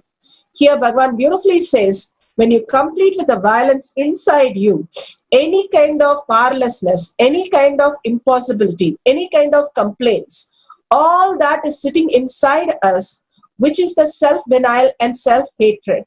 When we drop those and be in the space of only the space of Paramashiva as our identity as inside, again and again reiterating that space, fixing the mind on inner space happens. When the fixing of mind, the stability of the mind starts manifesting as reality, the inner space starts manifesting as Paramashiva space, and simply the Lakshyam, the ultimate goal, the having the vision beyond the sight is revealed. When you want to see any place or object, simply it becomes reality. So beautifully he has explained this in the powerful cognition in the Shastra Pramana. Apta Pramana. Apta Pramana, how Subramanya Kartikeya was born from the third eye. He is a perfection of Paramashiva. Here he says, by the method of emitting of the life-filled energy, Viryam, on the ground, with certainly be from that life-filled energy, the son of Paramashiva, named Skanda, was born. Bhagavan beautifully says how the 5 phases of Paramashiva and the Ajomuha, the 6th phase, the unmanifested, and added to that becomes the perfection of the son Kartikeya of Paramashiva. Beautifully Bhagavan says that Balasans of Gurukul Balasans are perfection of him. The more and more he is making them manifest all the powers, simply they are beyond the SDHT and they know that Bhagavan will manifest through them. Paramashiva happens through them because they are in the complete completion with the space of Paramashiva in them as a reality. The Atma Pramana, Bhagavan himself experienced this when he went to the Pavakandra rock where Devi got enlightened, and he sits on the rock and contemplates who is the person who is asking this question, who is the person who's experiencing this pain. When he was contemplating, suddenly he just fell into the space of, because there was no self-hatred, no self-denial, so no self-doubt, but pure questioning simply made him fall into the beautiful space of oneness with Paramashiva, and he became Paramashiva, experiencing the 360 degrees vision that everything that exists, how he felt, how we feel under our skin, he felt under the rock, under the tree, under the everything that was available there as himself. He was so clear that everything exists as him. Paramashiva's space he experienced immediately. Such a beautiful experience that Bhagavan was able to see anything which was happening in 360 degrees without turning, without moving. He simply knew what was happening around him. The Shakshi Pramanas, we have millions of devotees, disciples, followers who have experienced the power of third eye. Simply how Bhagavan said, third eye is going to be more common than the 2 eyes. And simply they were able to manifest exactly how they were able to see with the normal eye. Here we have a disciple who have beautifully shown how the card and how the drawing exactly matched. And when we video record all this, it becomes a great treasure for us manifesting the powers. Today we will be manifesting the power of third eye. Please get an opaque cloth or eye band which is black in color, which does not allow light. Have a pen and paper and a phone with a timestamp so that you can record the whole thing. Recording all these great moments in your life is the ultimate you will start experiencing after a few years. You will see how you're manifested so many things in your life, what you wanted, and same way you can manifest your health, wealth, happiness, relation, everything just by the same thing you experience in this power manifestation. Now, let's start the process of we're going to read a sentence from Living Enlightened book. And we'll start the first round. Start recording the video, tie your IBAN, and begin to verbalize. Just speak out whatever is happening into the camera and pen down also, so that whatever is revealed, you'll start seeing that as reality, because it's coming from the pure consciousness space. Remove your IBAN only after the Mahavakya. Stop. Till then, do not remove your IBAN. So now let's sit straight. Make sure your video is on. Let's sit straight with the head, neck and spine in a straight line, so that Kundalini energy raises to your Agnya, the third eye. Remember Bhagavan Paramashiva in your third eye. Remembrance is liberation. Again and again, when you bring the awareness to your third eye, the Agnya chakra, simply you are in the heightened intelligence. Always we are stuck with the Mooladhara, Swadhisthana and Manipuraha, worry, fear and greed. Bringing again and again, remembering Paramashiva in your third eye, bring you to the heightened intelligence of Turiya state. Absolute unclutching to experience the state of Paramashiva and complete completion to experience the space of Paramashiva. How Bhagavan said, complete with all your self-doubt, self-denial, self-hatred. Any hate speech that you have on others or on yourself, any powerless moment, any incompletion, any complaints, any impossibility, complete with that, because that is not you. Bhagavan beautifully said, the clouds are seen by when the sun is there, but clouds is not us. The clouds are seen because the sun is there. Because of our consciousness, we are able to see all the incompletion in us, but the incompletion is not us. We are pure space of completion, and have a complete completion and create a space, experience the space of Paramashiva in you. Complete with the boredom and tiredness to experience the oneness with Paramashiva as the powers of Paramashiva. Always the boredom and tiredness stops us from knowing our depth, our intensity of manifesting powers. Again and again, impossibility comes up. Just complete with that and ferociously say, I am Paramashiva, I experience Paramashiva, I'm going to manifest as Paramashiva. The minute we are in the space of Paramashiva, state of Paramashiva, I have to manifest as Paramashiva. The Tyaga, that Paramashiva is your only strength, now declaring complete integrity with Bhagavan. Experiencing the being of Paramashiva, that is the most beautiful Tyaga that Bhagavan says. The most difficult is giving up our self-denial and self-hatred. And most beautiful is doing the Tyaga of that, understanding that is not your space, that doesn't even touch your space, like how the clouds cannot do anything to the sun. It's just passing by. Same way, all these incompletion does not even touch you, does not even affect you. If you really declare and understand that it is not part of you, and you are only the space of Paramashiva, which is the real you, and complete integrity with that will make you manifest the powers. Now, let's start the first cycle. We are going to have the oneness capsule for 10 minutes and Mahavakya. Intensely chant the Mahavakya. Don't forget to switch on the video and continuously record the whole thing, because all these great truths is not just manifesting, but sharing and causing the other reality, which becomes your reality. So let's start rolling the video and tie your IBANs and be ready. I'm going to project the words and you can simply start manifesting in your own way. Start talking and writing the words that you feel that is appearing, and simply at the end of 10 minutes you can open your IBANs and see what is on the screen. I'll be projecting it. I'll not play the oneness capsule. I'll project this and I'll be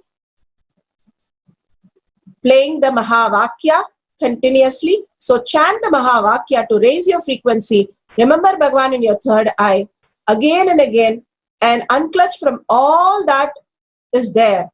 Continuously when we chant the Mahavakya, when we unclutch and remember Bhagavan in third eye, simply the third eye manifest as reality. Let's start.